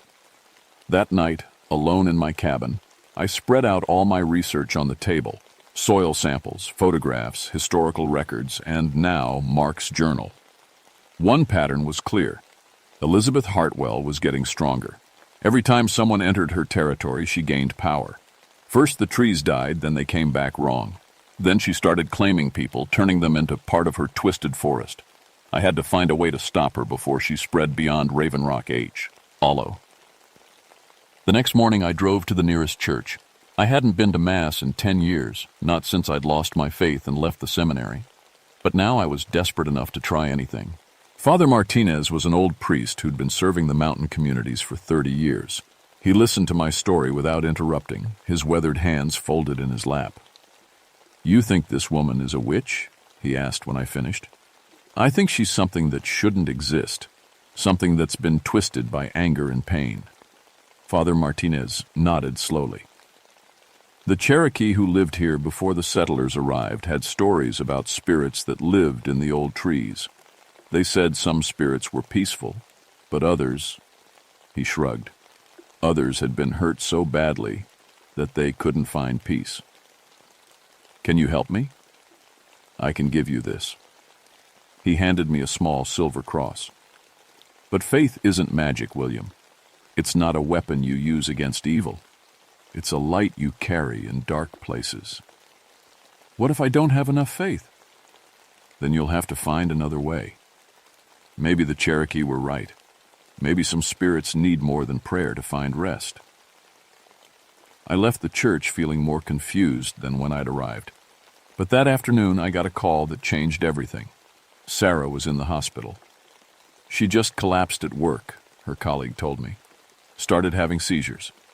The doctors can't figure out what's wrong with her. I drove to the hospital as fast as I could. Sarah was in intensive care, hooked up to machines that beeped and hummed. Her skin was pale, almost gray. Her hands were cold as ice. "The doctors think it might be some kind of poisoning," her colleague said, "from that field work you two did together." But I knew it wasn't poisoning. I took Sarah's hand and felt the coldness spreading up my arm. Her fingernails had a greenish tint, like leaves beginning to turn. Elizabeth Hartwell was calling in her debt. Sarah had escaped from the grove, but she hadn't escaped completely. I stayed with Sarah all night, watching the monitors and praying to a God I wasn't sure believed in me anymore. Around 3 a.m, Sarah's eyes opened. "Will?" Her voice was barely a whisper. "I'm here, Sarah." I can hear her. The woman in the dress. She's singing to me. Sarah's grip on my hand tightened. She says I belong to the forest now. She says I need to come home. "You're not going anywhere. You're going to get better." But even as I said it, I could see small green lines spreading under Sarah's skin, like veins but wrong. She was changing, becoming something else, just like the trees in Raven Rock Hollow.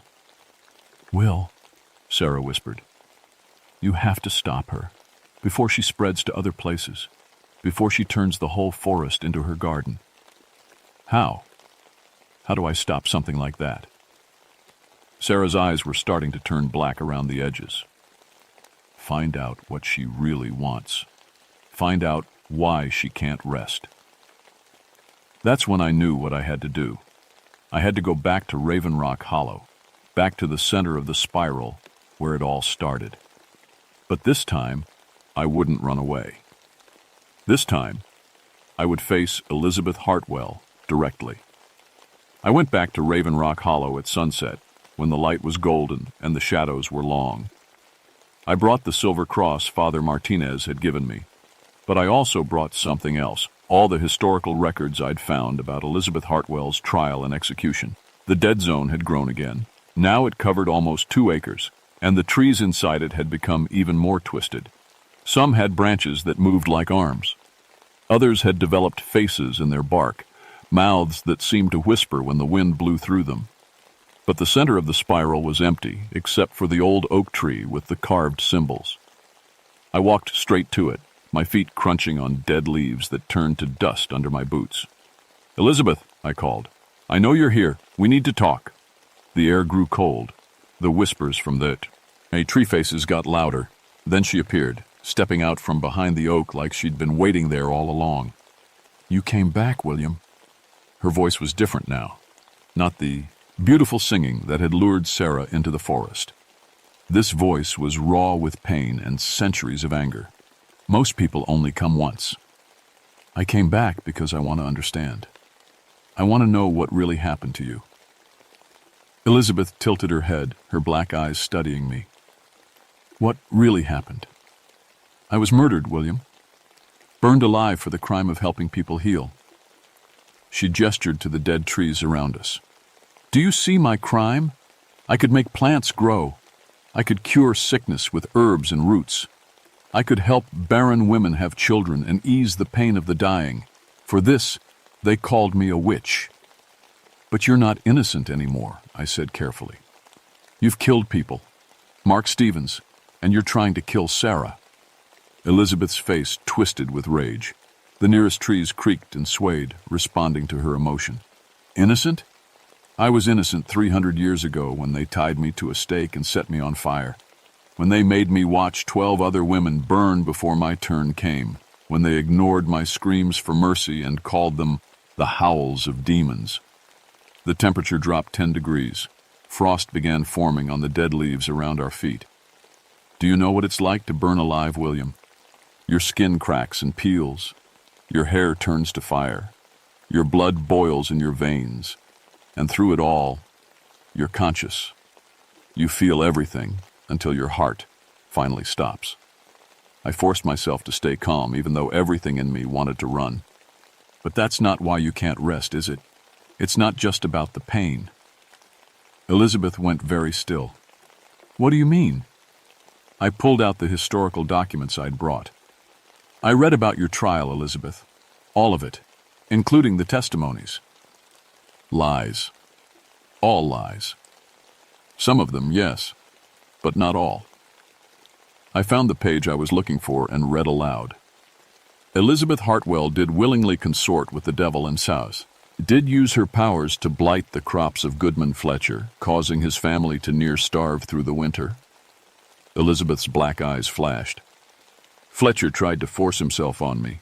When I refused him, he spread lies about me, cursing his fields. She did cause the milk of good woman Preston's cows to sour and turn to blood. Preston accused me of witchcraft first. I did nothing to her cows." I flipped to another page. "She did murder by poison the infant child of Thomas and Mary Carpenter after they refused to pay her fee for attending the birth." For the first time since I'd seen her, Elizabeth looked uncertain. "The child was born too early, sickly. I tried to save him, but you were angry when they blamed you for his death. You were angry when the whole town turned against you, and you used your real power, not the made-up witchcraft they accused you of, but your genuine gift with plants, to get revenge." Elizabeth's form began to flicker, like a candle in the wind.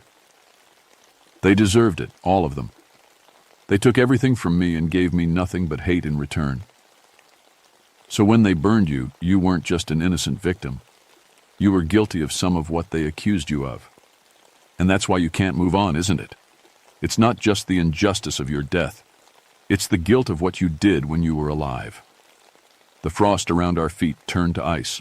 The tree faces began screaming. Not whispers now, but full-throated shrieks of rage and pain. "I was justified!" Elizabeth shrieked, her beautiful face contorting into something horrible. "They hurt me first. Maybe you were justified. Maybe they deserved what you did to them." I took a step closer. even though the cold was making my breath come out in clouds. But the people you're hurting now don't deserve it. Mark Stevens never hurt you. Sarah never hurt you. The trees you're killing never hurt you. Elizabeth's form was becoming less solid, more like smoke and shadows, but her voice was stronger than ever. The forest belongs to me now. I've made it mine with pain and blood. Everyone who enters it will serve me just like the trees. No, I said, the forest doesn't belong to you. It doesn't belong to anyone. And the trees don't want to serve you. Look at them. I gestured to the twisted, screaming trees around us. This isn't growth, Elizabeth. This isn't life. This is a graveyard you've made from your own pain. For a moment, Elizabeth's face showed something other than anger. Confusion. Maybe even sadness. I don't know how to stop, she whispered. That's when I understood. Elizabeth Hartwell wasn't just a vengeful spirit. She was a soul in agony, trapped by her own guilt and pain, lashing out at everyone around her because she didn't know how to heal. I pulled out Father Martinez's silver cross and held it up. But instead of pointing it at Elizabeth like a weapon, I held it gently, like an offering. You can stop, Elizabeth. You can choose to let go. I've been angry for so long. It's all I know how to be. Then learn something else. Choose forgiveness, not for them, for yourself. Elizabeth looked at the cross in my hands. Slowly, the ice around our feet began to melt. The screaming from the tree faces faded to whispers, then to silence. Will you help me? She asked. And for the first time, she sounded human. Yes, I said. But you have to let Sarah go first, and no more people can be hurt. Elizabeth nodded. I felt something change in the forest around us, a loosening, like a held breath being released. What happens now? Elizabeth asked. Now you choose to rest. Elizabeth closed her black eyes. When she opened them again, they were brown, human eyes, filled with tears that looked like drops of morning dew. I'm ready, she said. The old oak tree behind her began to glow with soft, golden light. The twisted branches straightened. The carved symbols in the bark began to fade. Thank you, William, Elizabeth said, and but her voice was beautiful again. Not the dangerous beauty that had lured Sarah into the forest, but the real beauty of a soul finding peace. She walked into the light, and both she and the tree disappeared. Sarah recovered completely. The doctors called it a miracle. Her mysterious illness disappeared overnight, leaving no trace. She doesn't remember much about what happened in the forest, and I never told her the whole truth. Some things are too heavy to share. The dead zone in Raven Rock Hollow began healing itself within days. New growth sprouted from the blackened stumps. Young trees took root where the twisted ones had been. Within a month, it looked like a normal part of the forest again. I submitted my final report, listing the cause as a rare fungal infection that had run its course. The Forest Service was satisfied with that explanation. They gave me a commendation for my thorough research. But I kept the real records, my photographs, my soil samples, Mark Stevens' journal. I locked them in a filing cabinet in my home office, along with the research about Elizabeth Hartwell and the other 12 women who died with her. I've been back to Raven Rock Hollow many times since then. It's peaceful now, filled with birdsong and the normal sounds of a healthy forest. Sometimes I sit by the spot where the old oak tree used to stand and think about forgiveness and guilt and the choices we make when we're in pain. I never saw Elizabeth Hartwell again, but sometimes, on quiet mornings when the mist is rising from the hollow, I hear something that might be singing. Not the dangerous, luring song that trapped Sarah and Mark, but something gentle and sad and grateful. 3 months after everything ended, I got a call from another ranger in a different part of the forest. Strange things were happening in his sector, he said, trees dying in patterns that didn't make sense, and people reporting a woman in old-fashioned clothes walking among the pines. I told him I'd be right there, because that's what I do now. I'm still a park ranger, still a scientist with a doctorate in forestry. But I'm also something else, a guardian of the places where the natural world touches the supernatural world, a protector of forests and the spirits that live in them. My faith came back, but it's different now. Bigger. It includes not just the God I learned about in seminary, but the older spirits of tree and stone and water that the Cherokee knew about. The whole world is sacred, I've learned. Every part of it deserves respect and care. I still carry Father Martinez's silver cross, but I also carry tobacco offerings for forest spirits and a small bag of sage for cleansing ceremonies I learned from a Cherokee elder. I've learned to pray in several different ways because sometimes you need different kinds of prayer for different kinds of problems. The forest remembers every injustice. Some wounds in the earth never heal completely, but they can be tended. They can be helped to grow into something new. That's my job now, tending the wounded places where the past refuses to stay buried. And I'm good at it. If you ever find yourself in a forest where the trees grow in patterns they shouldn't, where the air smells like flowers and rot, where beautiful voices call to you from deeper in the woods, remember Elizabeth Hartwell's story. Remember that anger and pain can twist even the most beautiful things into something monstrous. But also remember that forgiveness is possible, even for spirits who've been lost in darkness for centuries. The forest is full of second chances if you know how to offer them. My name is William Ashford, and this is the truth about what happened in Raven Rock Hollow. I'm telling you this story because someday you might need to know it. The forest remembers everything. Make sure your memories are worth keeping.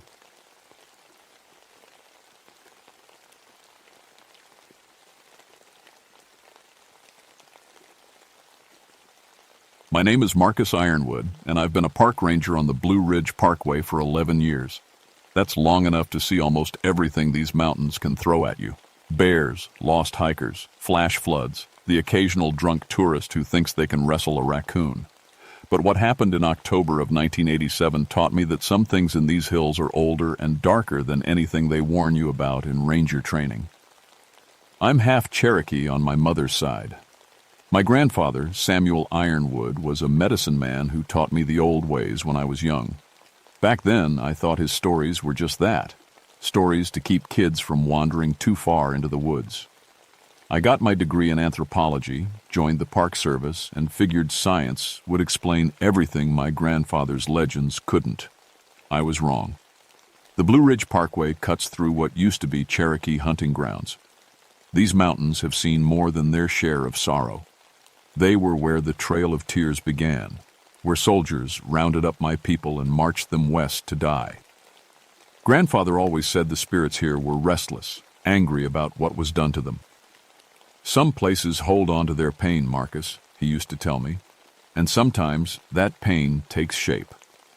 I never really believed him until the October when the harvest moon hung fat and orange over Devil's Backbone Ridge, and people started reporting things that shouldn't exist. It started with a call from the visitor center. Tom Bradley, who'd been working the front desk longer than I'd been alive, sounded shaken. "Marcus, you need to get over here," he said. "Got some hikers came down from the North Trail, and they're saying, well, you just need to hear this yourself." I found them in the parking lot, a young couple from Virginia, both pale and jumpy. The woman kept looking over her shoulder at the tree line. "We were heading King the Overlook Trail," the man said. His name was Jeff something. "About 2 miles up, we started hearing footsteps behind us, but every time we turned around, nobody was there." "Could have been an echo," I suggested. "Sound carries funny in these mountains."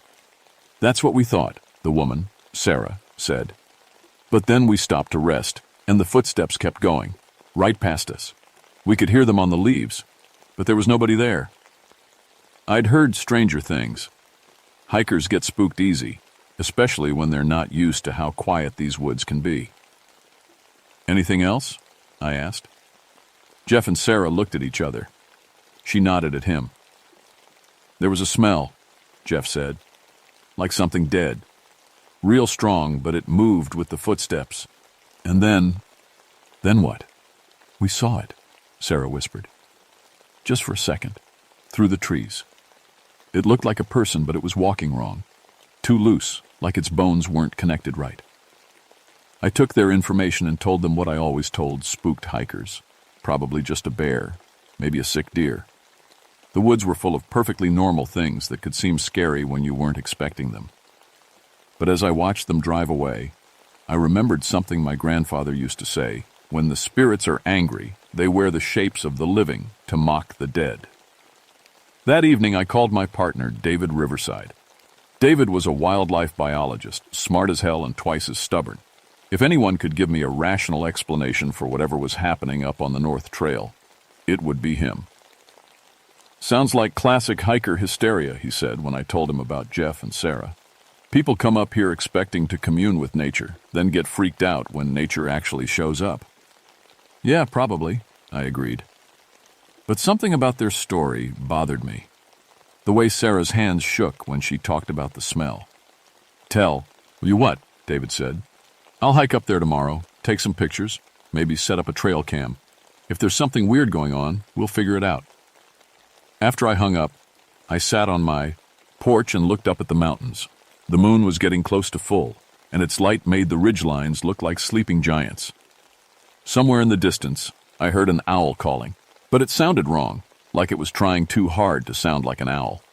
I went inside and dug through my closet until I found the small leather pouch my grandfather had given me when I graduated college.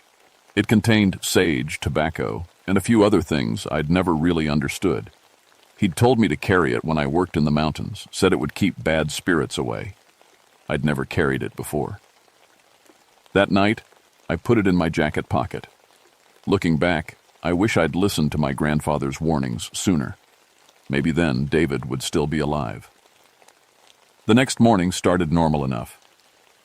David met me at the ranger station at 7, loaded down with his usual gear, cameras, sample bags, a notebook thick with field observations. He was grinning like a kid on Christmas morning. "Ready to go ghost hunting?" he joked, shouldering his pack. We took the North Trail, the same one Jeff and Sarah had been on. For the first mile, everything seemed perfectly ordinary. Birds singing, squirrels chattering, the normal sounds of a forest waking up.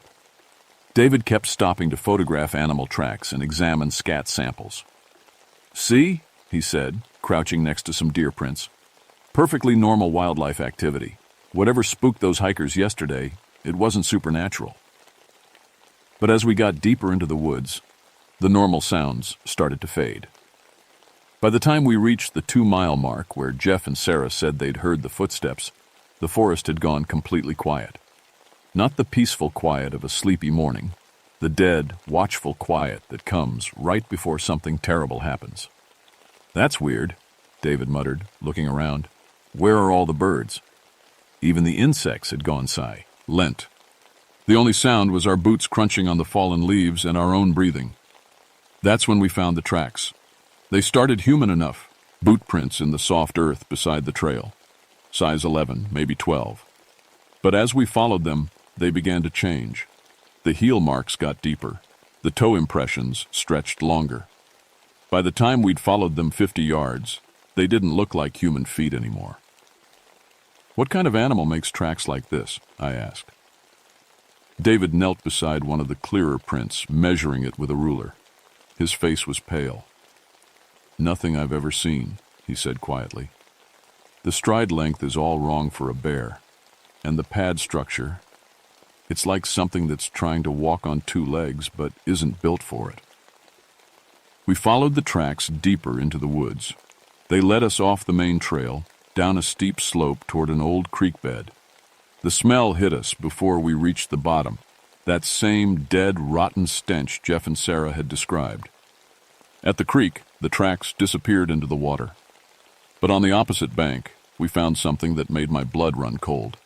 Scattered in the mud were pieces of clothing, a torn hiking boot, shreds of blue fabric that looked like they'd been ripped rather than cut, and mixed in with them, clumps of dark hair. "Jesus," David whispered. I knelt next to the boot and saw something that made my grandfather's warnings echo in my head. Scratched into the leather were marks that looked almost like letters, but letters written by something that didn't quite understand how human writing worked. "We need to call this in," I said, standing up. But when I tried my radio, All I got was static. Same with David's cell phone. No signal, even though we should have been able to reach a tower from here. The equipment's probably just acting up, David said, but he didn't sound convinced. That's when we heard the footsteps. They came from upstream, slow and deliberate. But like Jeff and Sarah had said, they sounded wrong. Too loose, like whatever was making them wasn't quite sure how walking was supposed to work. "Hello?" David called out. "Park Service. If someone's out there, we're here to help." The footsteps stopped. For maybe 30 seconds, the world held its breath. Then we heard a voice calling back to us. "Help," it said. "Please help me." It sounded like a woman, scared and hurt. But something about it made the hair on my neck stand up. "Where are you?" David shouted. "Here," the voice called. "I'm hurt. Please." The voice was coming from upstream, but as we listened, it seemed to move closer without the sound of footsteps. David started walking toward it, but I grabbed his arm. "Something's not right," I whispered. "Help!"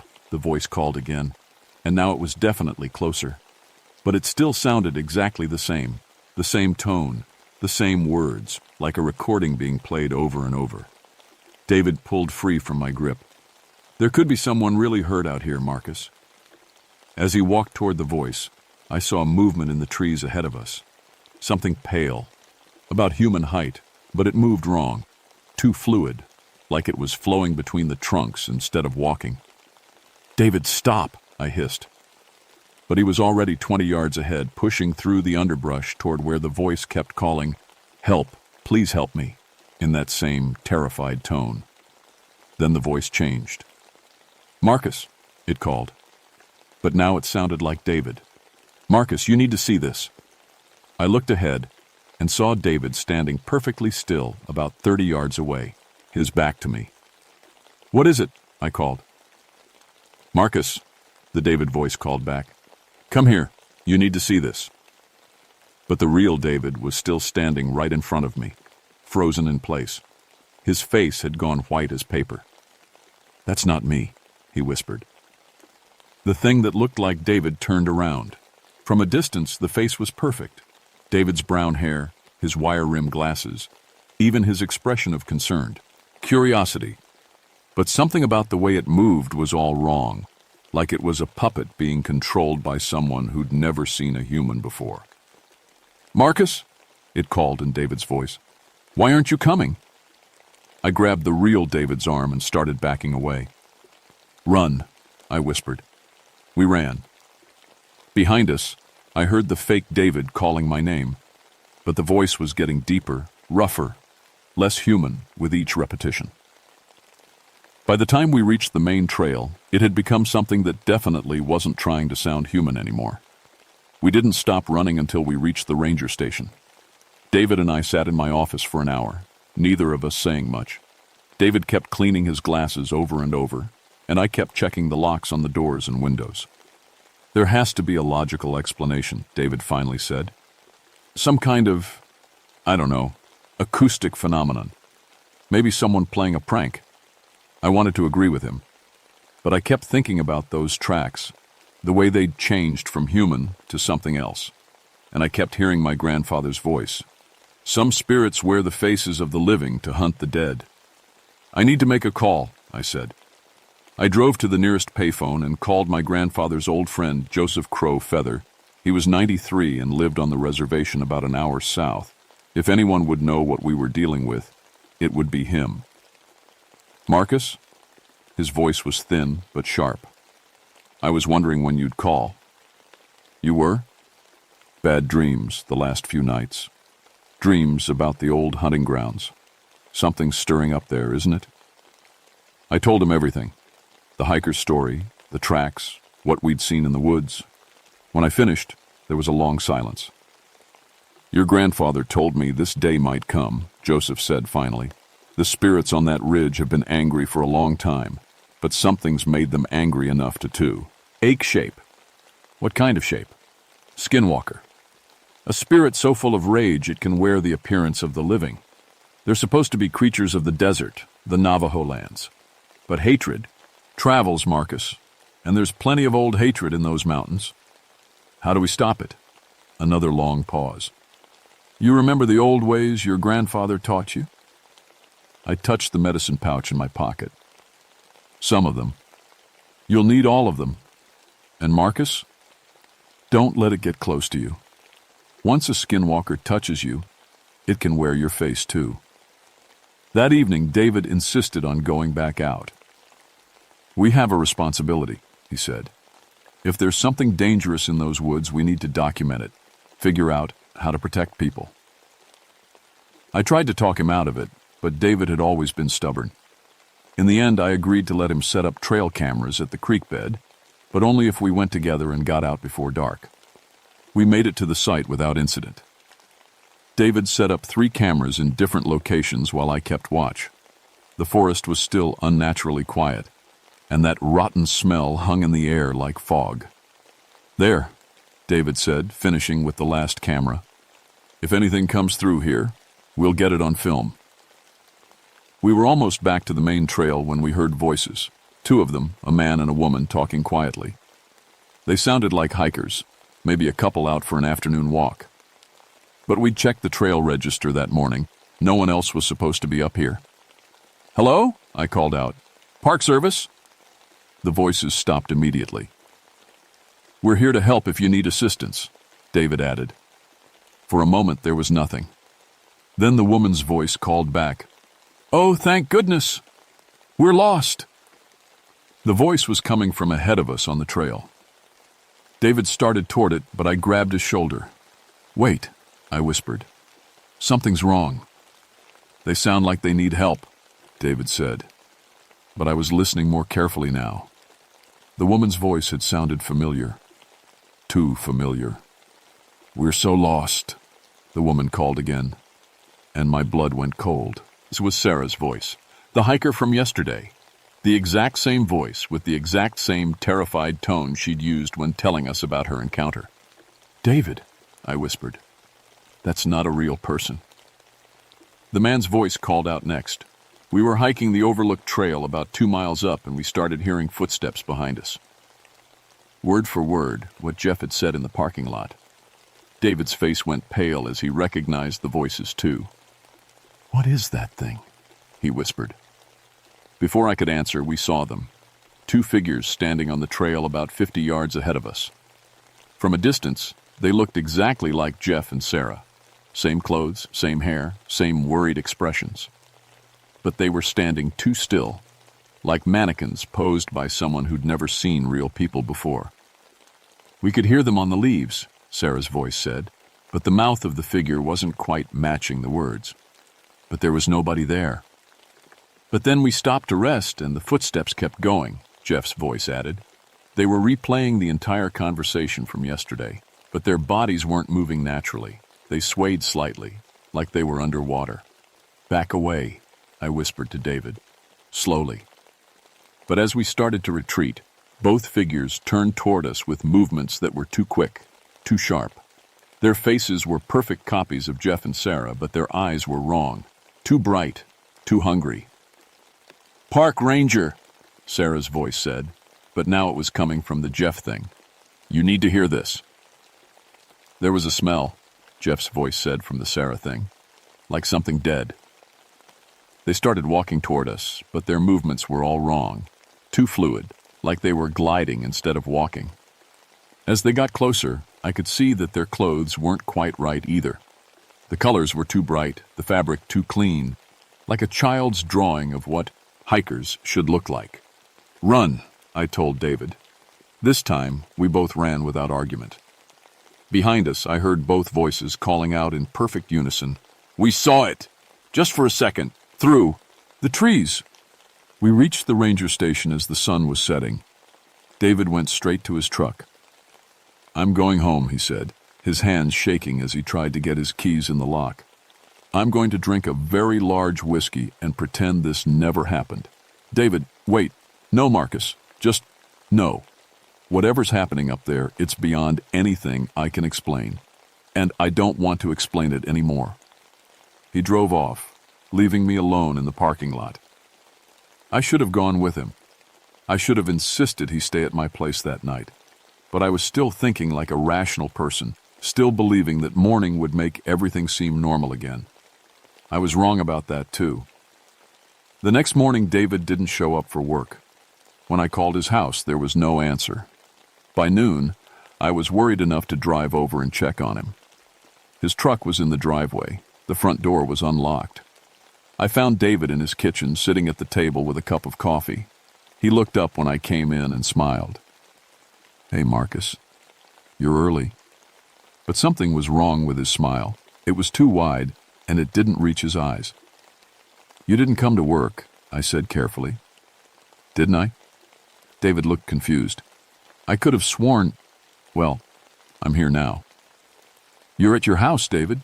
This is your kitchen." David looked around as if seeing the room for the first time. "Right," he said. "My kitchen, of course." That's when I noticed he wasn't blinking. At all. "David, are you feeling all right?" "Never better," he said, still with that too wide smile. "Ready to go back to the woods? I want to show you something I found." I backed toward the door. "What did you find?" "Tracks," David said, standing up. As he moved, I noticed his joints bent in ways they shouldn't. "Very interesting tracks. You should come see them." "Where exactly did you find these tracks?" David tilted his head, and it tilted too far, like an owl's. "In the place where the dead things walk," he said, and his voice was getting deeper, rougher. "In the place where the old spirits hunt." I ran for my truck and didn't stop driving until I reached Joseph Crow Feather's house on the reservation. Joseph took one look at my face and nodded grimly. "It has your partner," he said. "How can you tell?" "Your eyes. You've seen it wearing a human face." He gestured for me to sit. "Tell me exactly what happened." I told him about David's strange behavior, the way he moved wrong, the things he'd said. "The skinwalker is getting stronger," Joseph said. "First it could only mimic voices and appearances from a distance. Now it can take a full shape and hold it for longer periods." "Is David dead?" Joseph was quiet for a long moment. "The creature needs a source for its mimicry," he said finally. "It has to study its subject carefully to copy them perfectly. Your friend may still be alive, but..." "But what?" "But not for long. And when it's done with him, it will come for you." "Why me?" "Because you've seen it. You know what it is. That makes you dangerous to it." Joseph stood up and walked to an old wooden chest in the corner of the room. "But it also makes you the only one who can stop it." From the chest, he pulled out items I recognized from my grandfather's ceremonies: sage, sweetgrass, a small bag of cornmeal, and something I'd never seen before: bullets that gleamed with an odd silver light. "Your grandfather made these," Joseph said, holding up the bullets. "He always said the old spirits might come back someday, and we'd need to be ready." "Will they work?" "Against the creature's false body, yes, but you have to be careful, Marcus. The skinwalker is most dangerous when it's cornered, and it will try to break your spirit before it kills you." Joseph spent the next hour teaching me the Pope Roper prayers and ceremonies, the ones my grandfather had tried to teach me when I was young and didn't want to listen. Then he gave me an old rifle and the silver bullets. "Remember," he said as I prepared to leave, "the creature can wear any face, mimic any voice. Trust nothing but your instincts." It was dark when I drove back toward the mountains. I parked at the ranger station and loaded the rifle with Joseph's bullets. The weight of the gun felt strange in my hands, but the medicine pouch in my pocket felt warm against my chest. I didn't have to go looking for the skinwalker. It was waiting for me in my office. "Marcus," David's voice called as I approached the building. "Thank God you're here. I've been trying to reach you all day." The thing that looked like David was sitting behind my desk, but it had made mistakes. David's hair was the wrong shade of brown. His glasses sat crooked on his face, and when it smiled, there were too many teeth. "Where have you been?" I asked, keeping the rifle behind my back. "I've been investigating those tracks we found," the fake David said. "I think I know what we're dealing with now."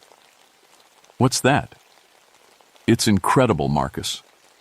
There's a whole community of them living in the old caves up on Devil's Backbone. They've been there for generations, maybe centuries. The thing was talking faster now, more excited, but David had never gotten excited about anything except his research data. "That's interesting," I said. "What do they look like?" "Beautiful," the creature said, and its eyes were getting brighter. So beautiful. They offered to show me their true forms. And did they? Oh, yes. The fake David stood up, and its movements were flowing, predatory. "Would you like to see?" That's when it began to change. David's face started to melt, the features running like wax. His body stretched and twisted, joints bending in impossible directions. The skin started to peel away in strips, revealing something underneath that was pale and raw and hungry. The thing that emerged from David's stolen form was barely human. It was tall and thin, covered in patches of skin that didn't match, some pale, some dark, some that looked like they'd been torn from animals. Its face was a patchwork, too. Fragments of different people stitched together into something that hurt to look at. But the worst part was its eyes. They held all the intelligence and cunning of a human mind, but with a hunger that was ancient and endless. "Do you like what you see, grandson of Samuel?" it said, and its voice was a mixture of David's voice and Sarah's and Jeff's and others I didn't recognize. "This is what your people's pain has created. This is what rises from the bones of the dead." "You're not Cherokee," I said, raising the rifle. The creature laughed, and the sound was like breaking glass. "I am older than Cherokee. Older than any tribe. I am what happens when the earth itself cries out for vengeance." It started walking toward me, and with each step, its form shifted slightly, now wearing David's face, now Sarah's, now my grandfather's. "You cannot kill hate, Marcus Ironwood. You cannot shoot rage." But I remembered what Joseph had told me. The creature was most dangerous when cornered, because it would try to break my spirit first. "You're right," I said. "I can't kill hate, but I can send you back where you came from." I pulled out the sage Joseph had given me and set it alight. The smoke made the creature recoil, its stolen faces writhing in pain. "Iron and silver for the body," I said, raising the rifle. "Smoke and prayer for the spirit." The creature lunged at me, moving faster than anything human could move. But I was ready. The first silver bullet caught it in the chest, spinning it around. The second took it in the shoulder. Black blood sprayed across my office walls, and the creature screamed with voices I'd heard before. The missing hikers, David, others who'd been caught by this thing over the years. But it wasn't dead. It was changing again, trying to take a form I couldn't shoot. My grandfather's form. "Marcus," it said in his gentle voice. "Why are you hurting me? I taught you better than this." For a moment, my resolve wavered. This thing wearing my grandfather's face looked so real, so hurt and confused. Then I remembered something my grandfather had actually taught me. The spirits of the dead don't come back to ask for help, they come back to give it. I raised the rifle again. "My grandfather would never try to stop me from protecting people," I said. The creature's face twisted with rage, dropping the pretense of being my grandfather. "Then you'll die with them," it snarled and lunged again. But this time I was faster. The third silver bullet took it between the eyes, and the creature exploded in a cloud of black smoke and screaming voices. When the smoke cleared, there was nothing left but a pile of ash and torn skin that was already crumbling away. I found David 3 days later, in a cave up on Devil's Backbone Ridge. He was alive, but barely. The skinwalker had kept him just conscious enough to study his mannerisms and memories.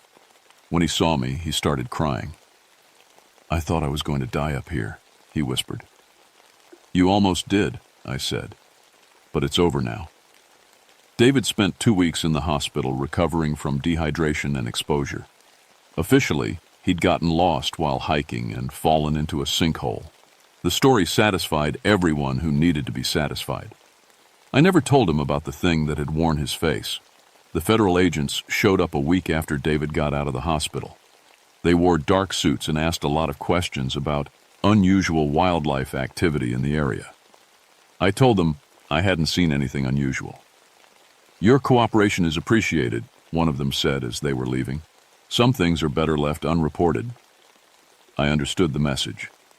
But they couldn't stop me from talking to Joseph and the other elders on the reservation. We set up a network, people who would watch for signs of spiritual distu, or bants along the old Cherokee lands. Because the skinwalker I'd killed wasn't the only one. Joseph's dreams told him that much. The Trail of Tears was a river of pain, he said, and pain that deep doesn't just disappear. It pools in places, festers, grows into things that hunt. 6 months after the skinwalker incident, I transferred to a different section of the Park Service. I told my supervisors I needed a change of scenery, but the truth was simpler. I couldn't walk those trails anymore without feeling eyes watching me from the shadows. David left the Park Service entirely. He got a job teaching biology at a community college in Virginia, somewhere flat and safe where the trees don't hold secrets. We still talk sometimes. He never asks me about what really happened that October, and I never tell him about the dreams I still have. Dreams where something wearing his face knocks on my door in the middle of the night. I still carry my grandfather's medicine pouch when I work in the mountains, and I still have Joseph's silver bullets, just in case. Because late at night, when the moon is full and the mountains are quiet, I sometimes hear voices calling from the ridgelines. Familiar voices, speaking in languages that died with the people who knew them. The skinwalkers are still out there, waiting in the places where pain has pooled like stagnant water, wearing the faces of the dead to hunt the living. And sometimes, just sometimes, I wonder if the thing I killed was trying to tell me something important when it said, "I am what your people's pain has created." Because the more I think about it, the more I understand that some debts can never be fully paid. Some wounds cut so deep, they change the shape of the world itself. The Cherokee were driven from these mountains over a century ago, but their pain remains, transformed into something hungry and patient, and it's Sinte, ill waiting for justice. If you ever find yourself hiking in the mountains of North Carolina and you hear footsteps following behind you, don't turn around. Just walk faster. And if someone calls your name in a voice you recognize, don't answer. Because some paths should remain closed and some masks should never be worn.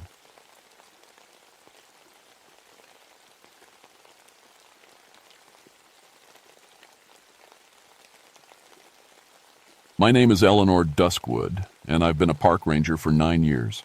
People always ask me about the name. Yeah, it sounds made up, but it's real. My dad used to joke that with a name like Bright Light in the Dark Forest, I was born to work in the woods. I wish you could see me now. Well, maybe not now.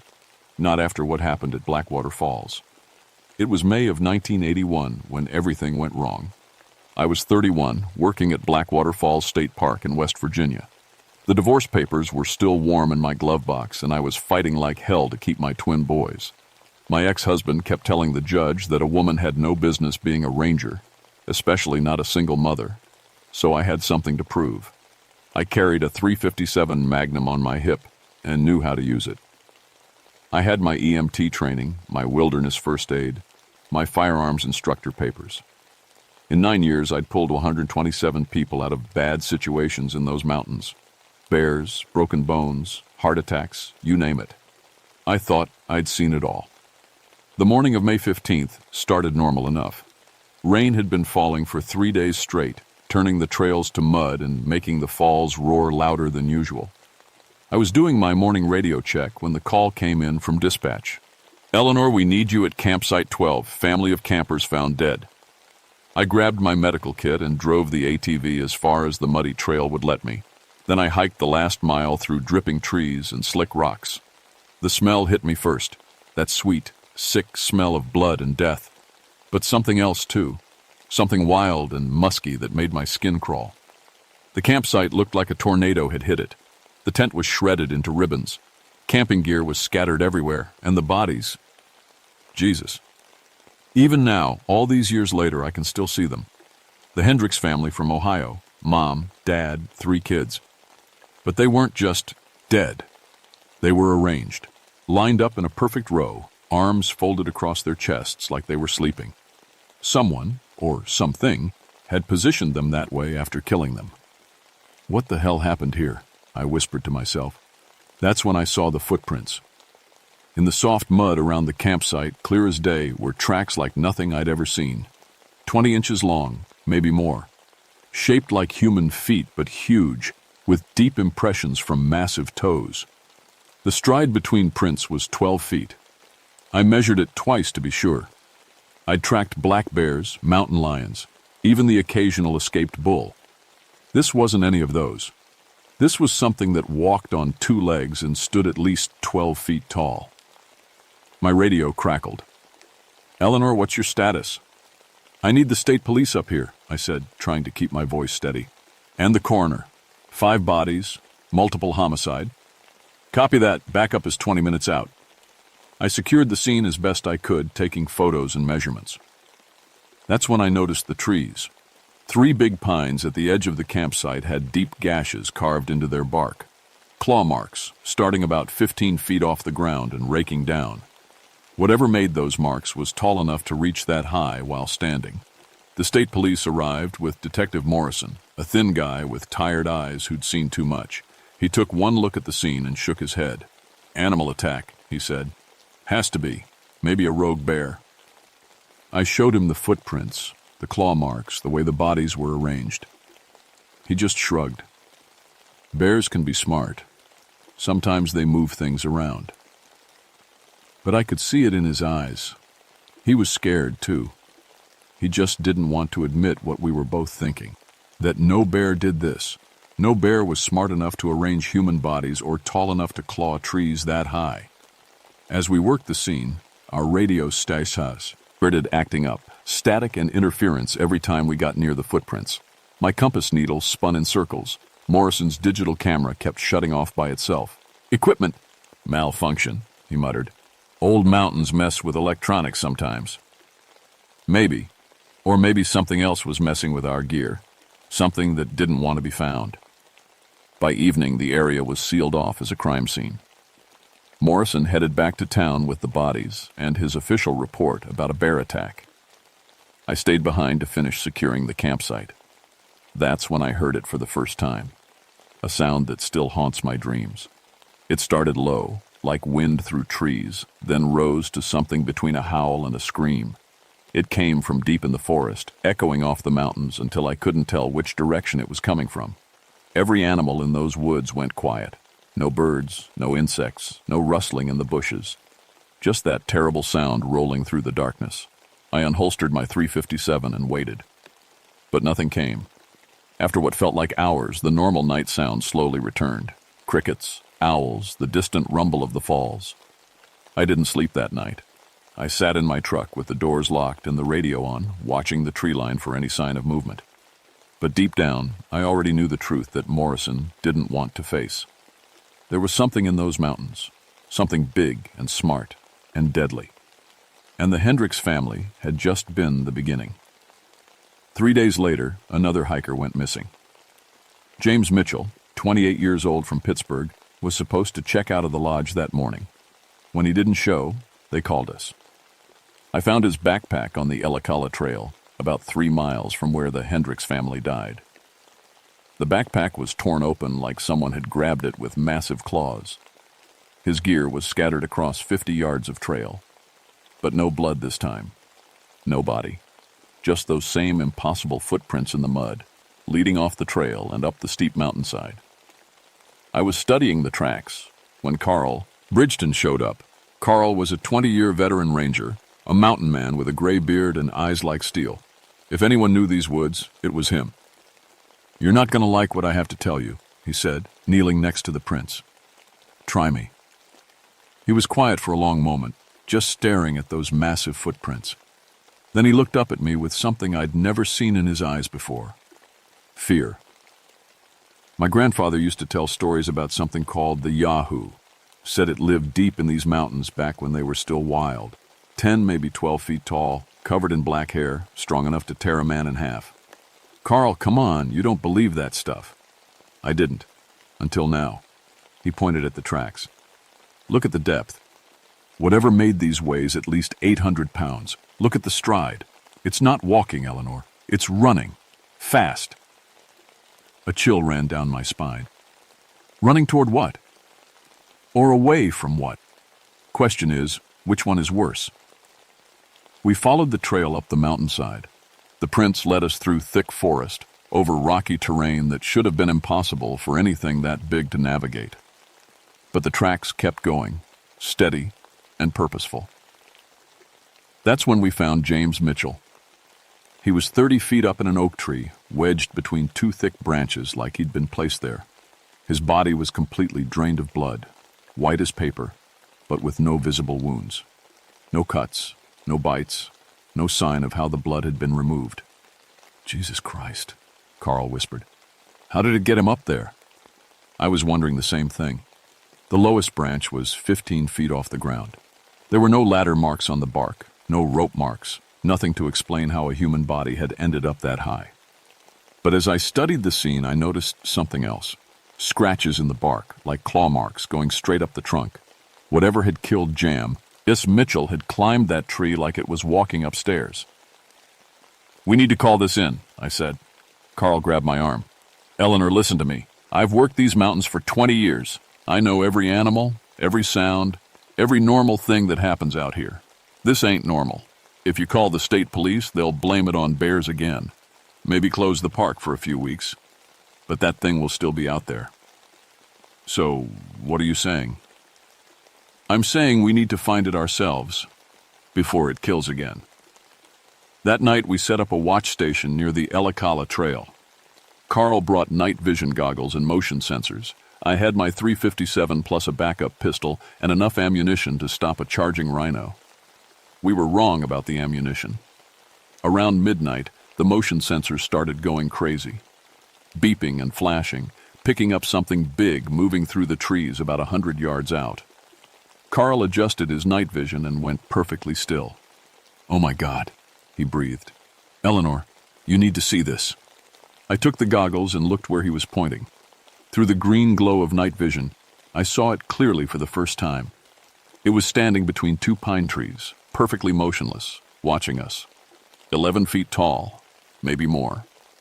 Covered head to toe in thick, matted black hair. Its arms hung past its knees, ending in hands with long fingers and what looked like claws. But the worst part was its face. It looked almost human. Almost. The features were too large, too stretched, like someone had taken a human face and made it bigger and meaner.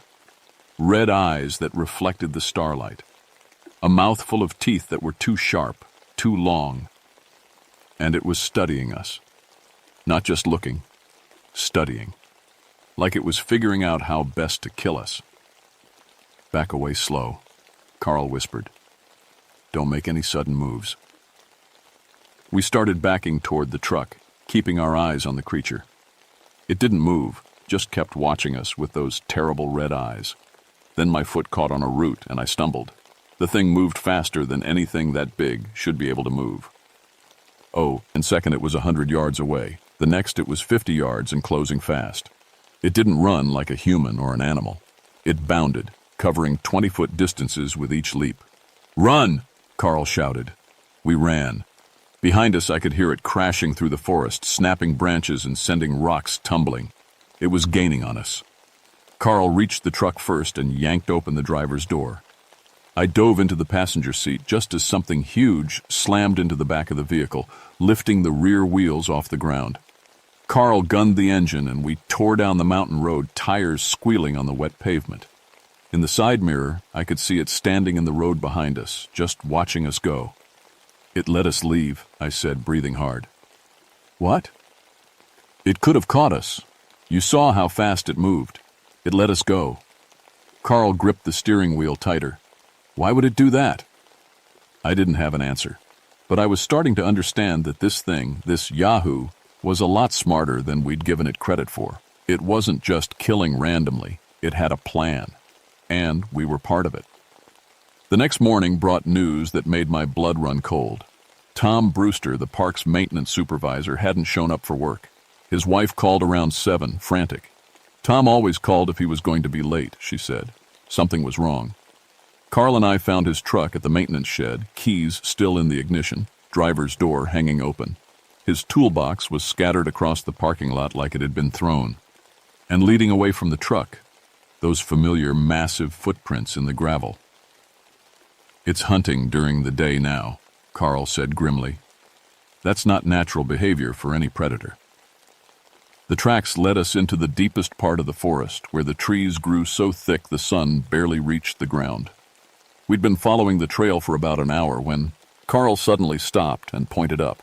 Tom Brewster was 30 feet above us, suspended between two oak trees. His body hung limp, arms and legs dangling, completely drained of blood like James Mitchell had been. But this time, I could see how it had been done.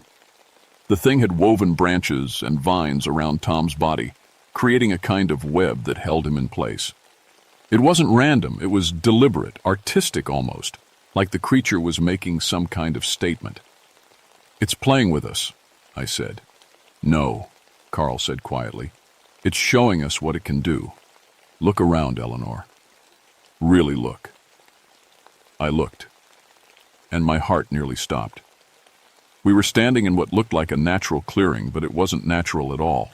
The trees formed a perfect circle around us, their branches woven together overhead like a roof, and hanging from those branches were things that made me sick to my stomach. Backpacks, hiking boots, pieces of clothing, a child's stuffed animal, all of it arranged in a pattern that was almost decorative. "How long has this been going on?" I whispered. Carl was examining something at the base of one of the trees, a pile of bones, picked clean and bleached white by time and weather. "These are old," he said. "Some of them are really old. Eleanor, I think this thing has been killing people in these mountains for decades, maybe longer." That's when we heard it laughing. Not a human laugh. Something deeper, more guttural, but definitely laughter. It was coming from somewhere above us, in the woven canopy of branches.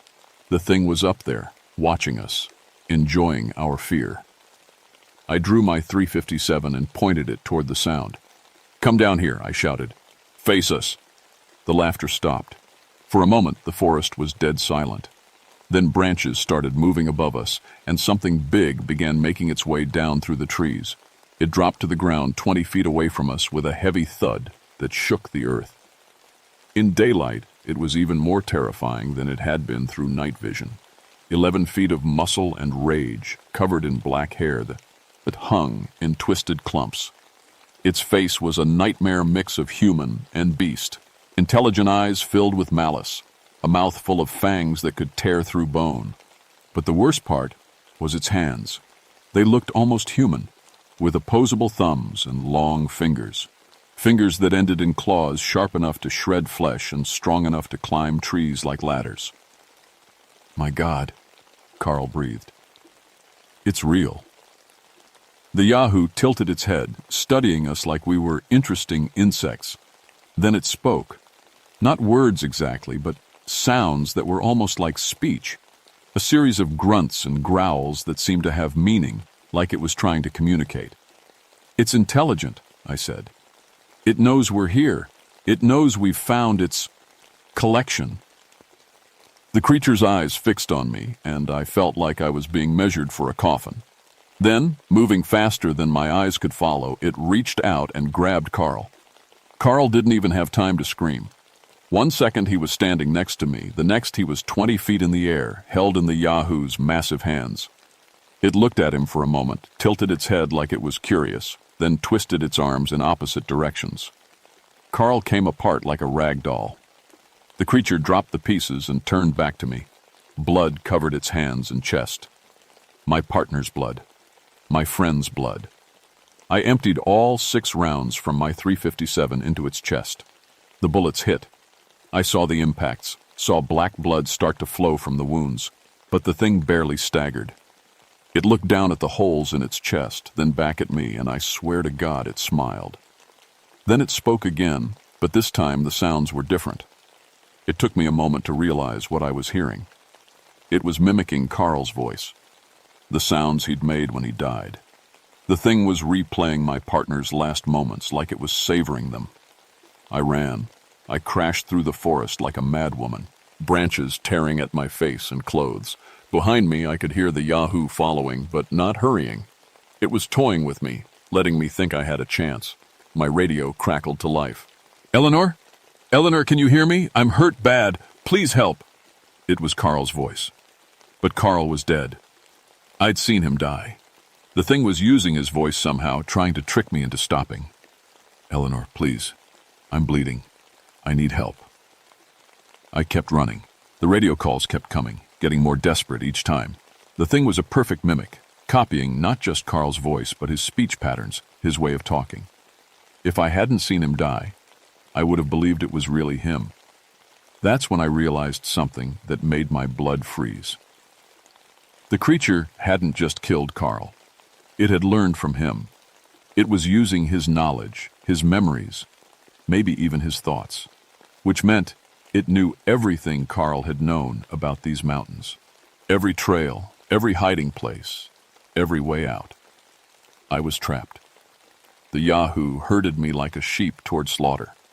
Every time I tried to turn east toward the main road, I'd hear Carl's voice on the radio calling from that direction. When I headed north toward the lodge, the same thing happened. The creature was using my dead partner's voice to drive me exactly where it wanted me to go. West. Always west, toward the falls. I realized what it was doing when I broke through the tree line and saw the cliff ahead of me. Blackwater Falls dropped 300 feet into a churning pool of dark water. The sound of rushing water was so loud I could barely think. Behind me, branches snapped as the Yahoo crashed through the forest. I was trapped on a narrow ledge with nowhere to go but down. I turned to face it as it emerged from the trees. In the afternoon sunlight, it was even more impossible than before.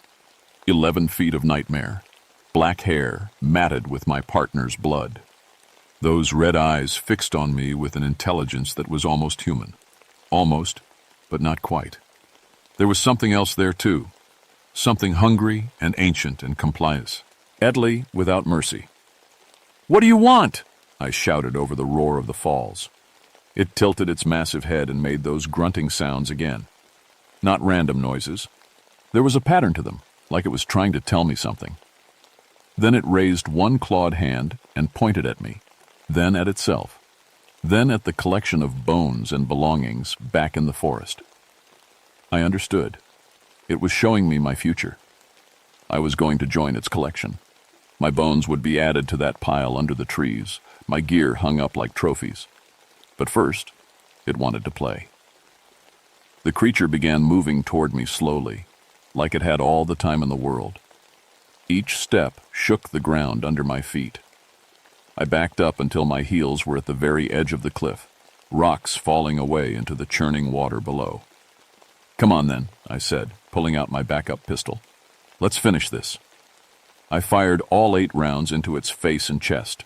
The bullets tore through its thick hide, spraying black blood across the rocks. The Yahoo stumbled, roared in pain and rage, but kept coming. It reached for me with those terrible clawed hands. That's when I remembered the emergency flare in my belt. Carl had insisted we carry them in case we needed to signal for rescue. I pulled it out and struck it against the rocks. The flare burst into brilliant red light, hot enough to melt metal. The Yahoo's eyes went wide.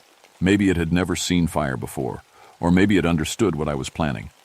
I jammed the burning flare into the matted hair on its chest. The creature's hair caught fire like dry kindling. Flames raced across its body as it screamed, not the roar of an animal, but something almost human. It staggered backward, beating at the flames with its massive hands, but that only spread the fire faster. In seconds, it was completely engulfed. But even burning alive, it kept coming for me. We went over the set, lift together. The fall seemed to last forever. I could see the Yahoo beside me, still on fire, still trying to reach me even as we plummeted toward the dark water. Its red eyes were locked on mine right up until the moment we hit. The impact drove all the air from my lungs. Ice-cold water closed over my head, pulling me down into darkness. My heavy gear dragged me deeper. I was drowning, but I didn't care. At least the thing was dead too. Then something grabbed my ankle.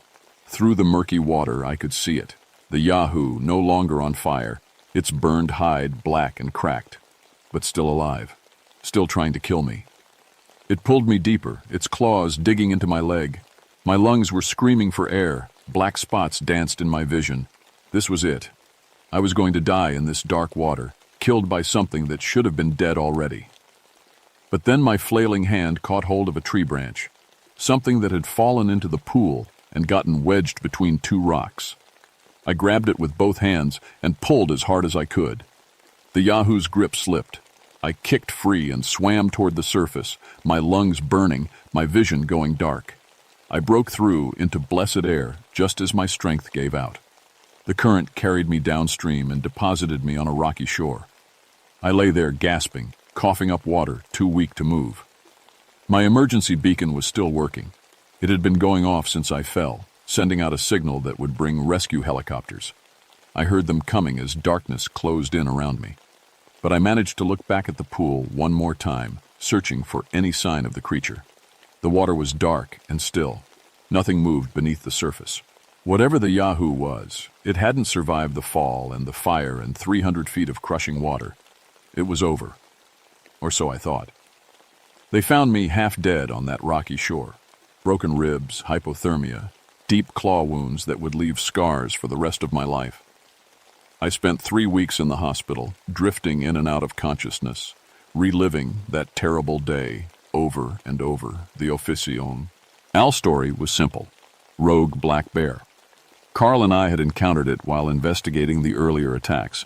The bear had killed Carl and chased me to the falls, where we both went over the cliff. They found bear tracks near the scene. Big ones, unusual size, but still bear tracks. Nobody mentioned the 12-foot stride, or the arranged bodies, or the things hanging in the trees. Nobody talked about the way our electronics had malfunctioned, or the sounds we'd heard in the night. The Yahoo didn't exist in their reports. They never found Carl's body, or mine from where it should have been if the official story were true. They never found the creature's burned remains either, despite dragging the pool for days. But they found other things. Bones that were too old to matter. Gear from hikers who'd disappeared years earlier. Evidence of something that had been hunting in those mountains for longer than anyone wanted to admit. All of it was quietly filed away and forgotten. I tried to go back to work 6 months later. Made it exactly 1 day before the panic attacks started. Every shadow looked like the Yahoo. Every strange sound made me reach for my gun. I couldn't sleep in the dark or be alone in the woods. They transferred me to a city park in Ohio. Paved trails, well-lit areas, plenty of people around. Safe, but I still carry enough firepower to stop a charging bull. Old habits. The nightmares never went away. I still wake up sometimes, hearing Carl's voice on the radio, calling for help that will never come. I still see those red eyes watching me from the darkness. And sometimes, on quiet nights when the wind is just right, I swear I can hear that terrible laughter echoing across the mountains. Because here's the thing, nobody wanted to face. We never found the body. They searched that pool for weeks. Brought in divers, used sonar, dragged the bottom with nets. Found everything else that had ever gone over those falls in the last 50 years. But no Yahoo, which means it's still out there. The attacks didn't stop after Blackwater Falls. They just moved. Virginia first, then Maryland, then Pennsylvania. Same pattern. Bodies drained of blood, arranged in ritualistic positions, massive footprints, claw marks on trees. Always in remote areas. Always explained away as bear attacks or mountain lion kills. But I know better. I know what's really hunting in those mountains. My boys are grown now, with families of their own. Sometimes they want to take their kids camping, show them the wilderness, teach them to appreciate nature. I tell them to stick to state parks with lots of people. Stay away from the deep woods, especially in West Virginia, because the mountains have their own guardians. Ancient things that don't welcome intruders. Things that remember when the world was wilder and humans knew enough to fear the dark. The Yahoo is still out there, somewhere in those endless forests, still hunting, still collecting, still arranging its victims like trophies. And sometimes, late at night when I can't sleep, I wonder if it remembers me too. If it's working its way east, getting closer to civilization, closer to me. If it is, I'll be ready. I've got enough ammunition to level a building, Enough firepower to stop anything that walks or crawls or climbs trees in the night. But deep down, I know the truth. Bullets didn't stop it before. Fire didn't kill it. 300 feet of crushing water didn't drown it. Some things are too old, too wild, too hungry to die. Some things live in the mountains forever. And they're always watching, always waiting, always hungry for more.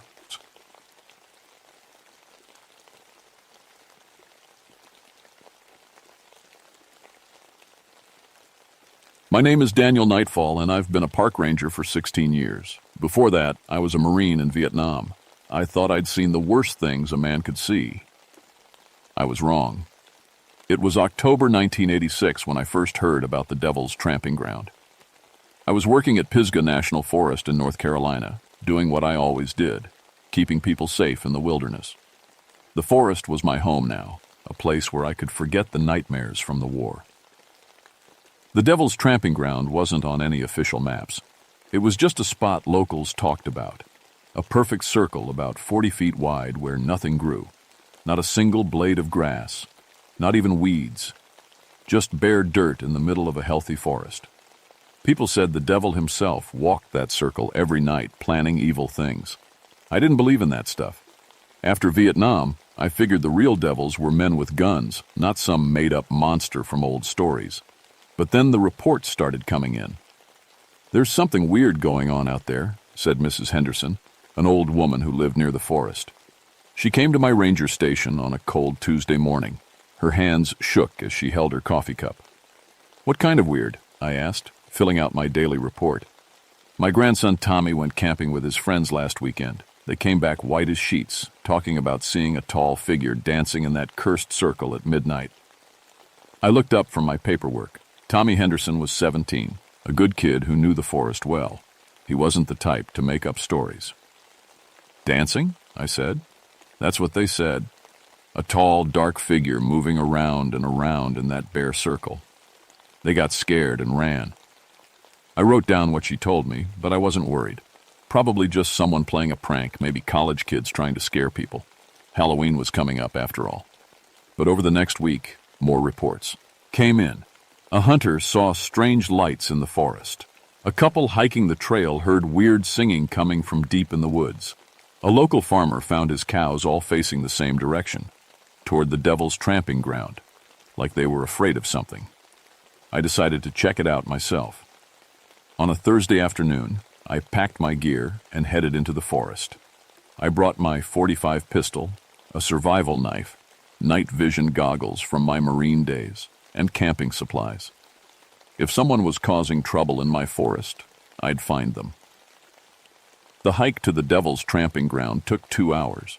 The path wound through thick pine trees and over rocky hills. As I got closer, I noticed something odd. The forest got quieter. Birds stopped singing. Even the wind seemed to die down. Then I saw it.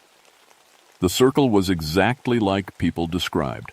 A perfect round patch of bare dirt surrounded by healthy trees. I walked around it looking for clues. No footprints, no tire tracks, nothing to show how someone might get there to play pranks. I knelt down and touched the dirt.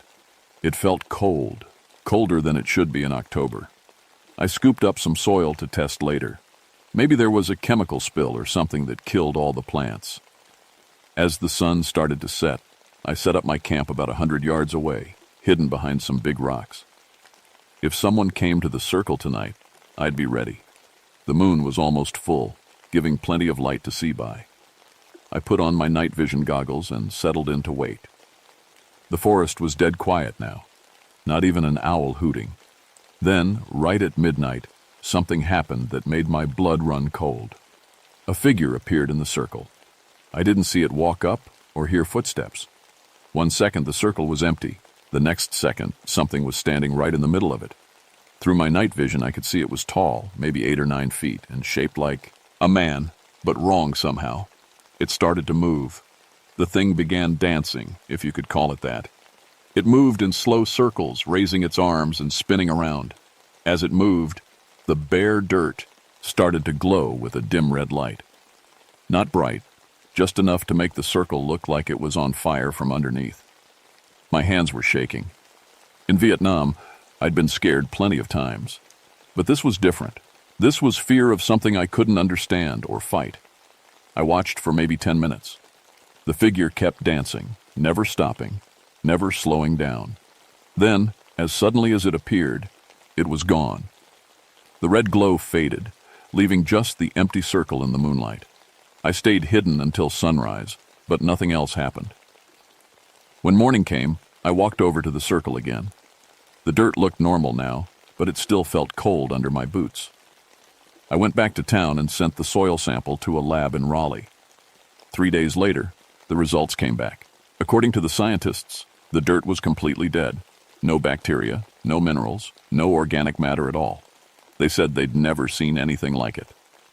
That weekend, I got another report. This time it was serious. A college student named Mark Stevens had been camping near the Devil's Tramping Ground with his girlfriend Sarah. They'd gone out Friday night and never came back. Mark's roommate called the police when they didn't show up for class on Monday. I joined the search team. We spent 2 days looking through the forest, following every trail and checking every campsite. On Wednesday, we found their tent about half a mile from the circle. Their gear was still there, but no sign of Mark and Sarah. Then, on Thursday morning, a hiker found Sarah. She was sitting by the side of a trail, staring at nothing. Her clothes were dirty and torn, but she wasn't hurt. The strange thing was, she couldn't remember anything from the past 4 days. The doctor said it looked like shock, but they couldn't find any reason for it. "Where's Mark?" I asked her at the hospital.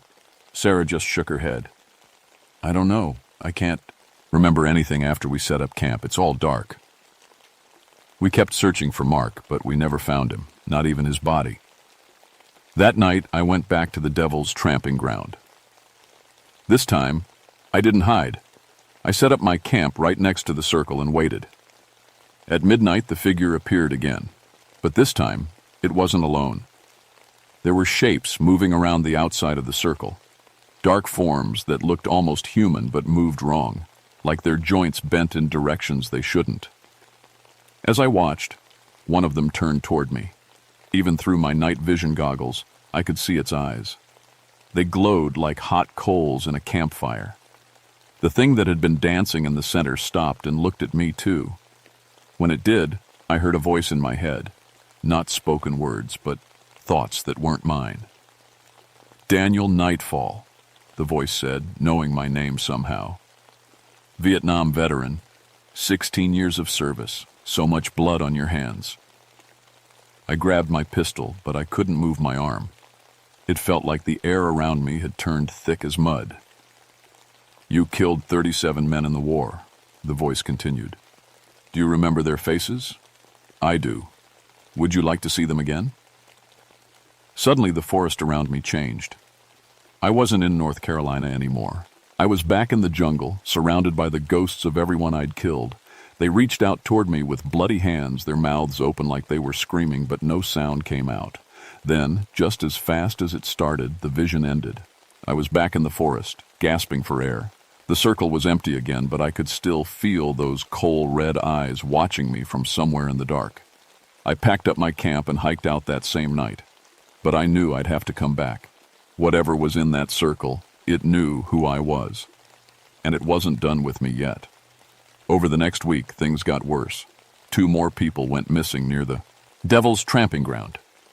Both were found later, like Sarah had been, with no memory of what happened. But these victims were different. They had marks on them.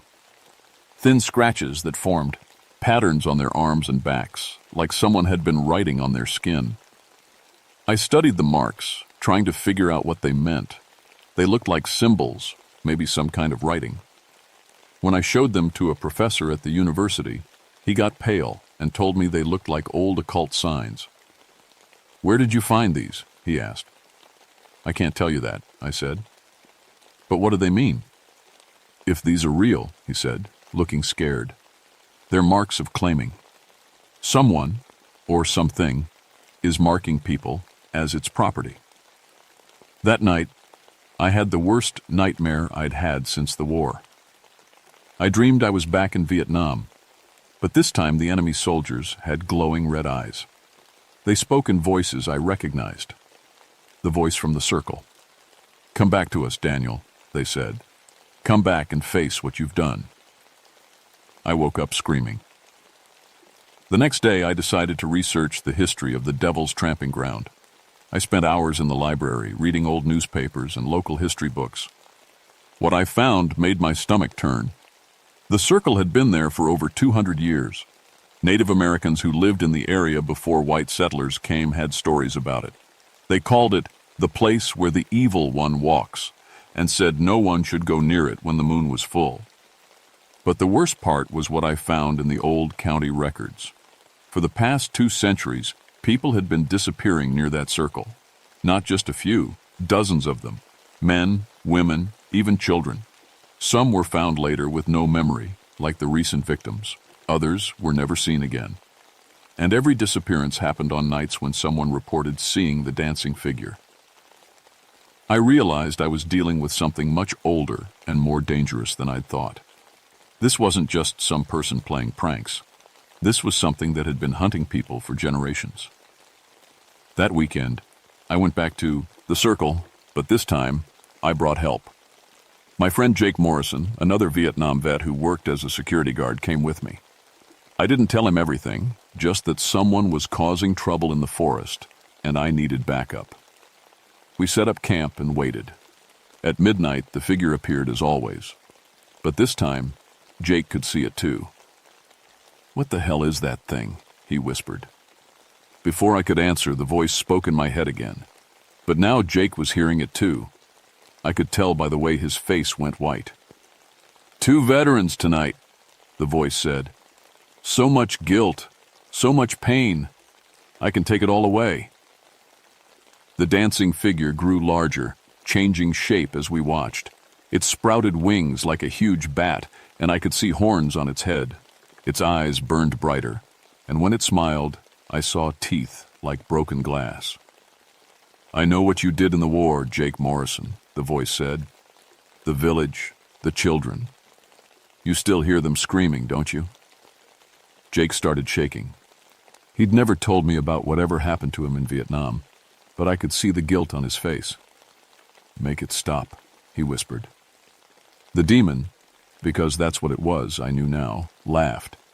"I can make it stop, all the nightmares, all the guilt. Just step into my circle, and I'll take the pain away." Jake started walking toward the circle. I grabbed his arm. "Don't listen to it." But Jake was stronger than me, and the demon's voice was getting louder in our heads. He pulled free and kept walking toward the glowing dirt. "Jake, stop!" He was almost to the edge of the circle when I did the only thing I could think of. I shot him in the leg. Jake fell down, screaming in pain and anger. "What did you do that for?" The sound of the gunshot seemed to break whatever spell the demon had on him. He looked around, confused, like he was waking up from a dream. The demon roared, not in our heads this time, but out loud. The sound was like 1,000 people screaming at once. The red light from the circle flared up bright as day, and I could feel heat coming off it like an oven.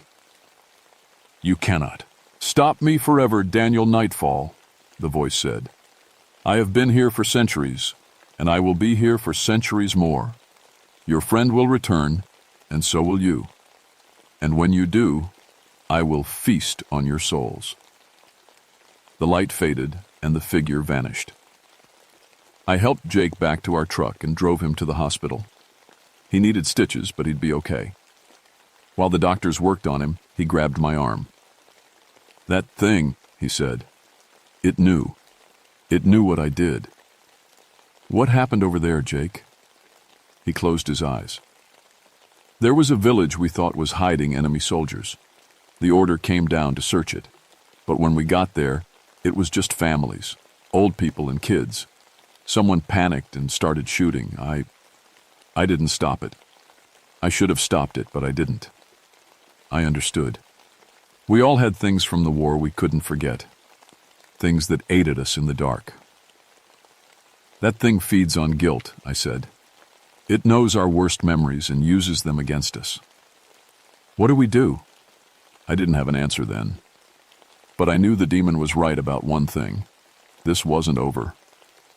It had marked me somehow, and it wouldn't let me go. I spent the next 3 days preparing. If I was going to face this thing again, I needed to understand what I was fighting. I visited every church in 3 counties talking to priests and ministers. Most of them thought I was crazy, but one old pastor took me seriously. His name was Father Mackenzie, and he'd been studying demons and evil spirits for 40 years. What you're describing sounds like what we call a harvester, he told me. It's a type of demon that feeds on human guilt and despair. The circle is its territory, a place where the wall between our world and hell is thin. How do I stop it? You can't destroy it, he said, but you can resist it. The demon's power comes from the shame and guilt people carry. If you can truly forgive yourself, accept God's forgiveness, then it has no hold over you. That's it? Just forgive myself? Father Mackenzie shook his head. It's not that simple. You have to mean it. You have to truly believe you deserve forgiveness, even for the worst things you've done.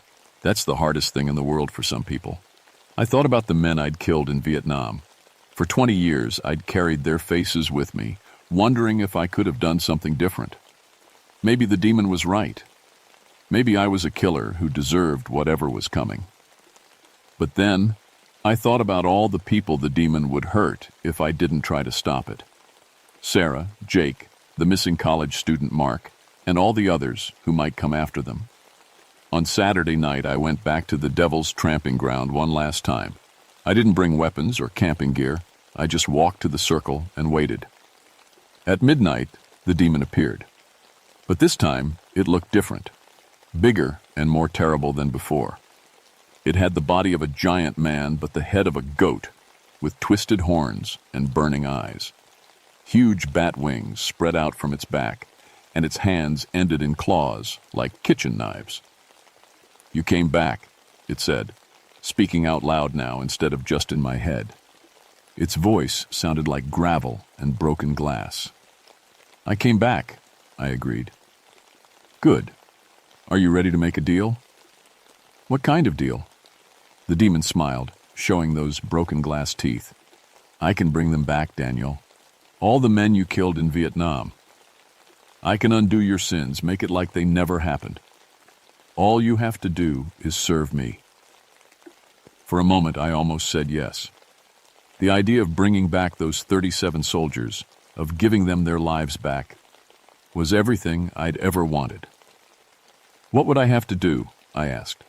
Help me gather more souls. Bring me people full of guilt and shame, and I'll feed on their despair. In return, will erase your past. And if I say no? The demon's smile got wider. Then you'll live with those faces forever. You'll hear their screams every night until the day you die. And when you do die, you'll face them all in hell. I thought about Father Mackenzie's words. True forgiveness meant accepting that I deserved it, even for the worst things I'd done. I've got a counteroffer, I said. The demon looked surprised. Oh?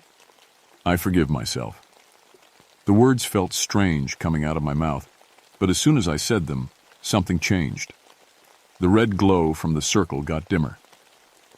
You can't forgive yourself, the demon snarled. Not for what you did. Yes, I can, I said, and this time I meant it. I was a scared kid in a war, trying to stay alive. I did things I regret, but I'm not the same person now. I've spent 20 years trying to make up for it by protecting people. That has to count for something. The circle was getting darker, and the demon was shrinking. You're lying to yourself, it screamed. No, I said. I'm finally telling myself the truth. I made mistakes, but I'm not evil. And I don't deserve to suffer forever for what I did when I was 19 years old. The demon let out a roar of rage and leaped at me. But when it tried to grab me, its claws passed right through me like I was made of smoke. This is impossible, it hissed. Guilt is your food, I said, and I'm not guilty anymore. The red light died completely, leaving us in ordinary moonlight. The demon was getting smaller and more transparent, like it was fading away. This isn't over, it said. I'll find others. I'll always find others. Maybe, I said, but not me. Not anymore. With a final scream, the demon vanished. I stayed at the circle until sunrise, but the demon didn't come back. When morning came, I saw something I hadn't expected. Tiny green shoots were growing up through the bare dirt. For the first time in over 200 years, plants were starting to grow in the devil's tramping ground. The missing people started recovering their memories over the next few weeks. Mark Stevens, the college student, was found wandering in the forest 3 days later, confused but alive. Sarah and the others remembered what happened to them now. They'd been trapped in the circle, forced to relive their worst memories over and over while the demon fed on their pain. But they were free now, just like I was. I filed my official report, calling the whole thing a case of mass hysteria caused by gas leaks from an underground cave system.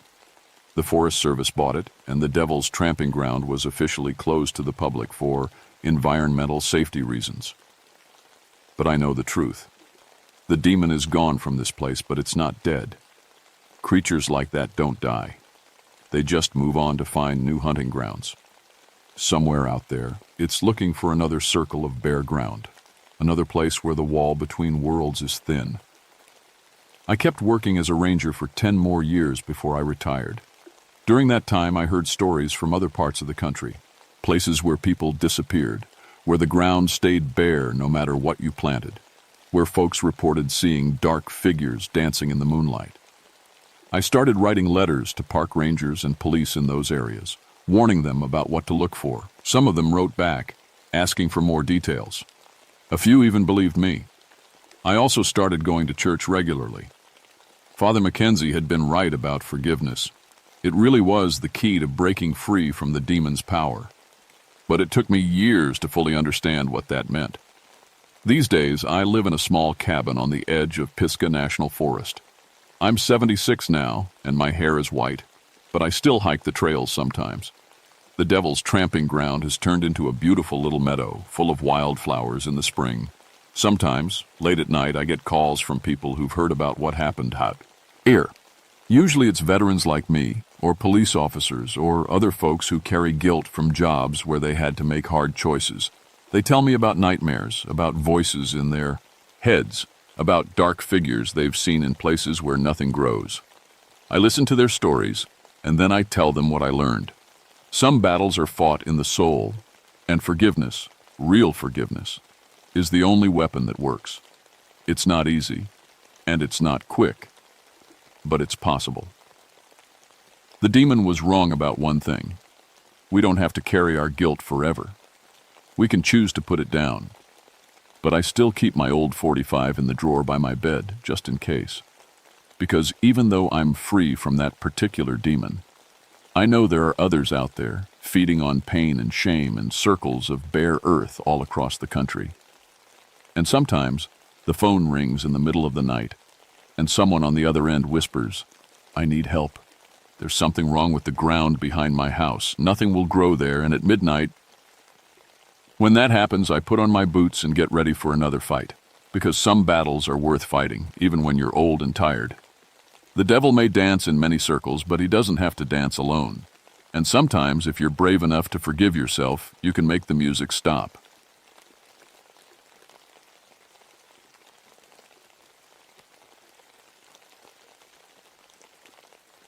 My name is Joseph Moonhunter, and I've been a park ranger in the Great Smoky Mountains for 14 years.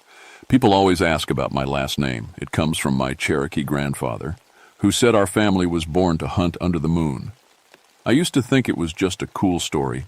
I don't think that anymore. I'm 38 now, and I've seen a lot in these mountains. Before this job, I worked with dogs in the military. That's why they gave me the predator control job here. When bears or mountain lions cause problems, I'm the guy they call. I know how to track animals, how they think, how they hunt.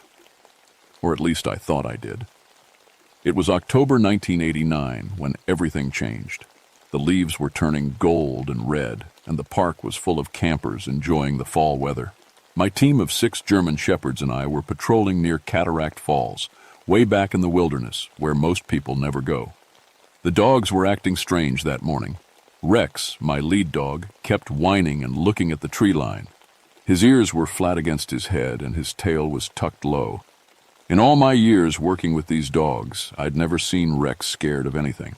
He once faced down a black bear without backing up an inch. "What's wrong, boy?" I asked him, scratching behind his ears.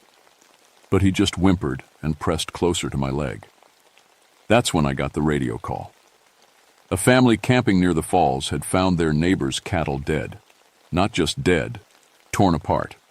The ranger on duty said it looked like something had drained all the blood right out of them. I loaded up my truck with the tranquilizer rifle and my .300 Winchester. Whatever killed those cattle was probably just a big cat that wandered down from Canada, but I always came prepared. The Smoky Mountains can surprise you. When I got to the scene, I understood why the other rangers had called me in. 3 full-grown cattle lay in a pios, perfect line, each one killed the same way, a single bite to the throat. But here's the weird part. There was no blood anywhere. The ground around them was completely clean, like someone had come through with a mop. "Never seen anything like it," said Frank, the local sheriff. He was a good man, been working these mountains longer than me. Whatever did this knew exactly what it was doing. I knelt down next to the first cow and looked at the bite marks. They were too big for a mountain lion, too precise for a bear. The holes were perfectly spaced, like they came from fangs the size of railroad spikes. "Any tracks?" I asked. Frank pointed to the mud near a small creek. That's the strangest part. I followed him over and saw the footprints. They started as normal dog or wolf prints, 4 toes with claw marks. But halfway across the creek bed, they changed. The prints became longer, with what looked like heel marks, like something had started walking on 2 legs instead of 4. My dogs wouldn't even get close to the tracks.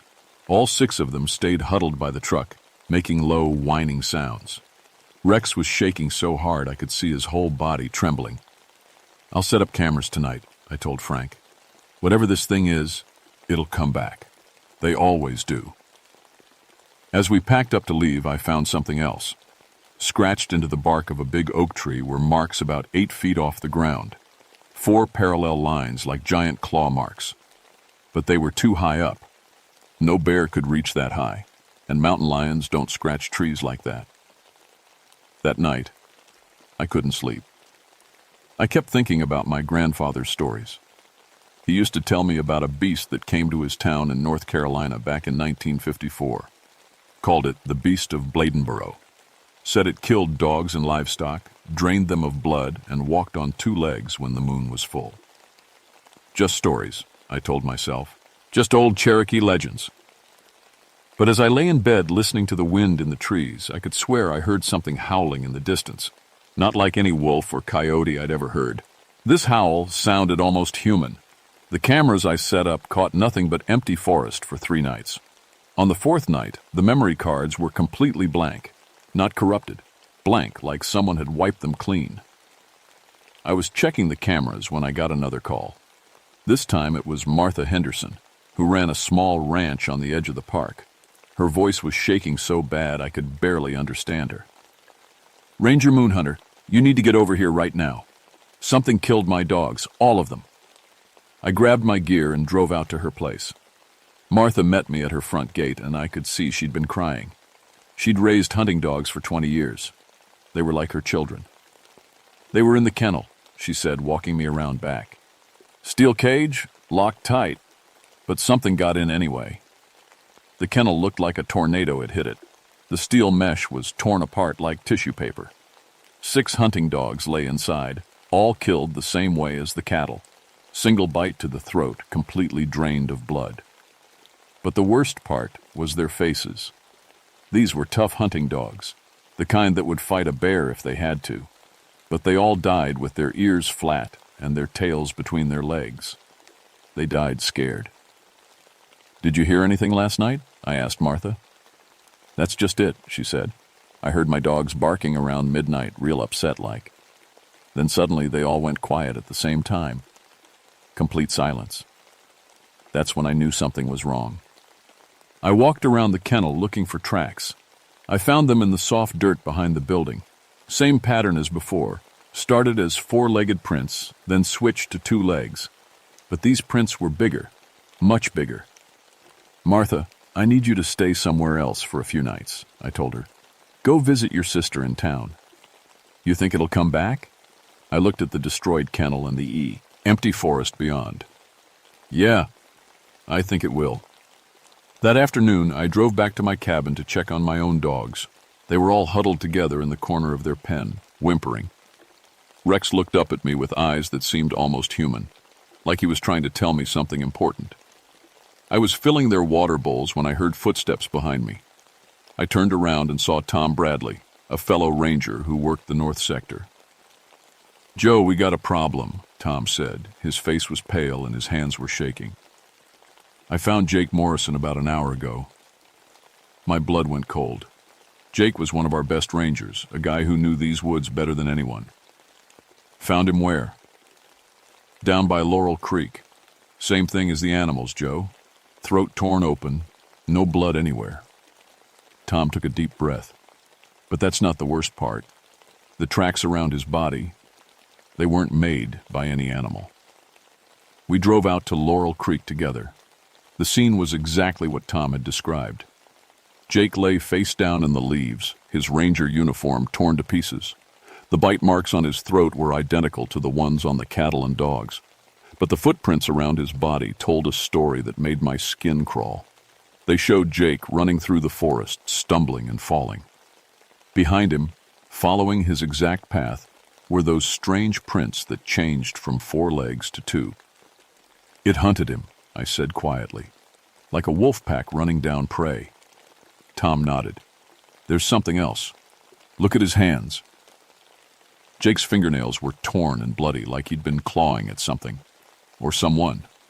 Caught under his nails were tufts of dark fur, too coarse to be from any normal animal. As we waited for the sheriff to arrive, I noticed my dogs acting strange again. They kept looking up at the sky, even though it was still daylight. Their behavior reminded me of something, but I couldn't place what. Then I remembered. Back in the military, we had a dog that acted just like this before enemy attacks, like he could sense danger coming from miles away. I looked up at the sky and realized what my dogs already knew. Tonight was the full moon. "Tom, I want you to head back to town," I said. "Don't patrol alone after dark." "What about you?" I looked down at Jake's body and thought about Martha's dogs. Whatever this thing was, it was getting bolder. Soon it would start coming after people in their homes. I'm going to find this thing before it kills again. But as the sun started to set behind the mountains, I began to wonder if I was the hunter or the prey. I spent that night in a tree stand overlooking the creek where Jake died, my .300 Winchester loaded with hollow point bullets. The full moon made the forest look like a black and white photograph. Everything was silent except for the sound of water running over rocks. Around 2 a.m., the silence became complete. Not even the creek seemed to make noise anymore. That's when I knew something was wrong. I saw it first as a shadow moving between the trees, tall as a man but moving on all fours like a wolf. Its eyes caught the moonlight and glowed yellow like headlights. When it stepped into the clearing by the creek, I got my first real look at the thing that had been killing livestock and people. It was massive, easily 8 feet tall when it rose up on its hind legs. Its body was covered in dark fur, but its shape was wrong for any animal. The arms were too long, the hands too large. And when it turned its head toward my tree, I saw a face that would give me nightmares for the rest of my life. It had the snout and ears of a wolf, but the eyes were human, intelligent, looking right at me like it knew exactly where I was hiding. I raised my rifle and took aim. The creature tilted its head like it was curious about what I was doing. Then it smiled. Actually smiled, showing teeth the size of butter knives. I pulled the trigger. The bullet hit its center mass, and the thing stumbled backward. For a second, I thought I'd killed it. Then it looked down at the bullet hole in its chest, looked back up at me, and started to laugh. A sound like grinding metal that echoed through the whole forest. The bullet hole closed itself. The fur grew back. In less than 10 seconds, there was no sign it had ever been shot. That's when I knew I was dealing with something that shouldn't exist. The creature dropped back down to all fours and disappeared into the forest faster than anything that size had a right to move. I stayed in that tree until sunrise, but it didn't come back. The next morning, I drove straight to the Cherokee Reservation to see my grandfather's brother, William Moonhunter. He was 92 years old and still sharp as a knife.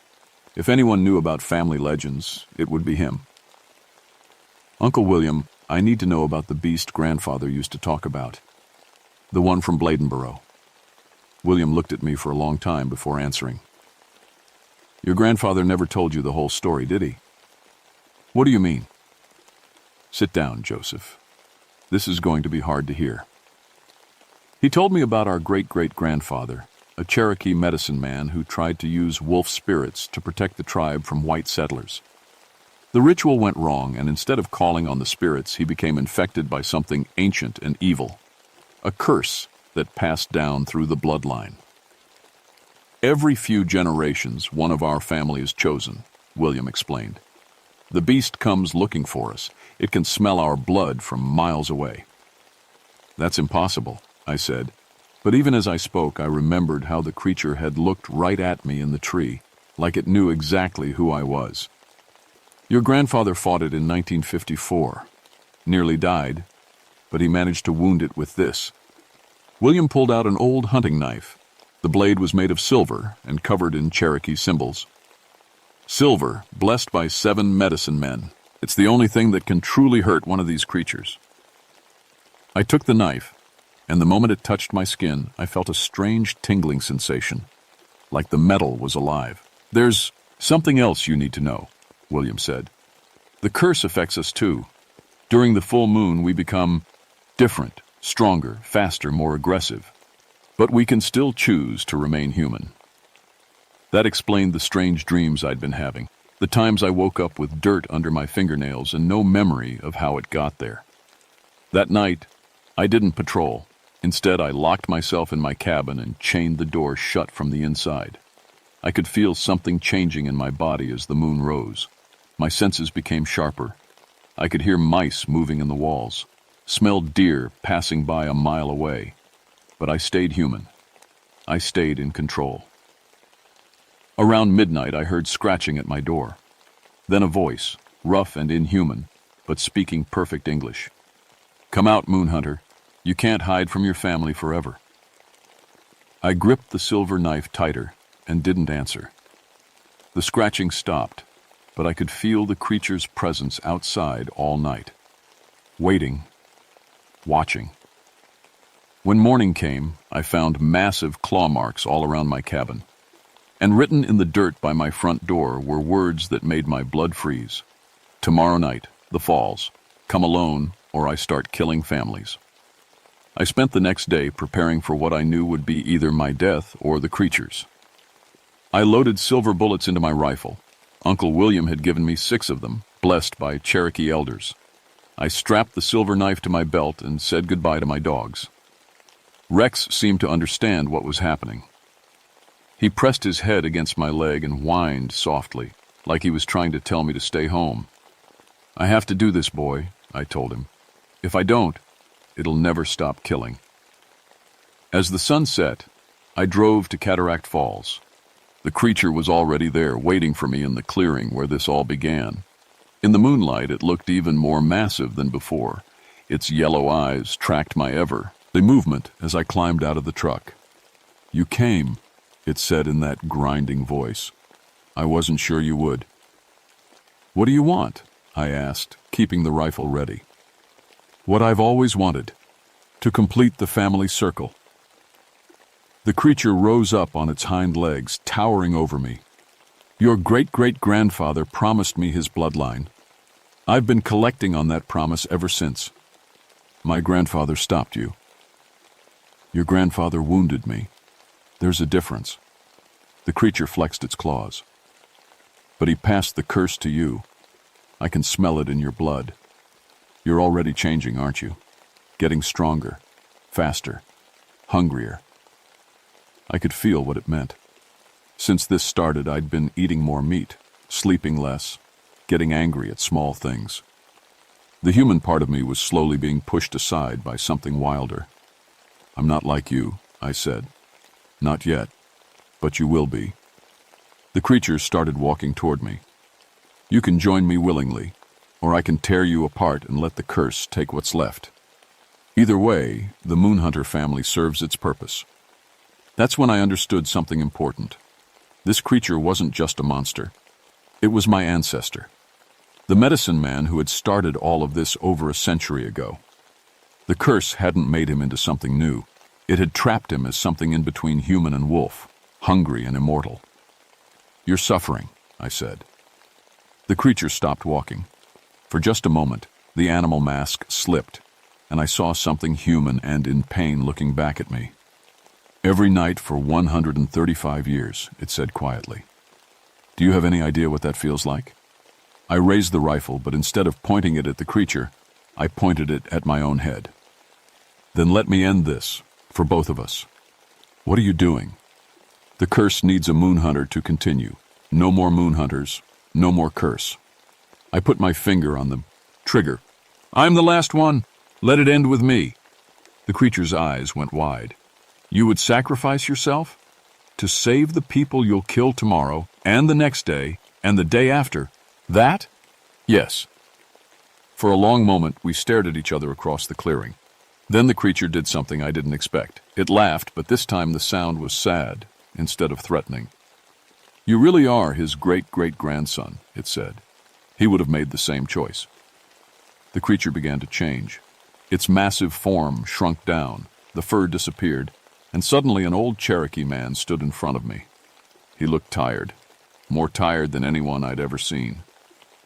"I've been waiting so long for someone strong enough to break this cycle," he said, "but I needed to be sure you would choose others over yourself." I lowered the rifle.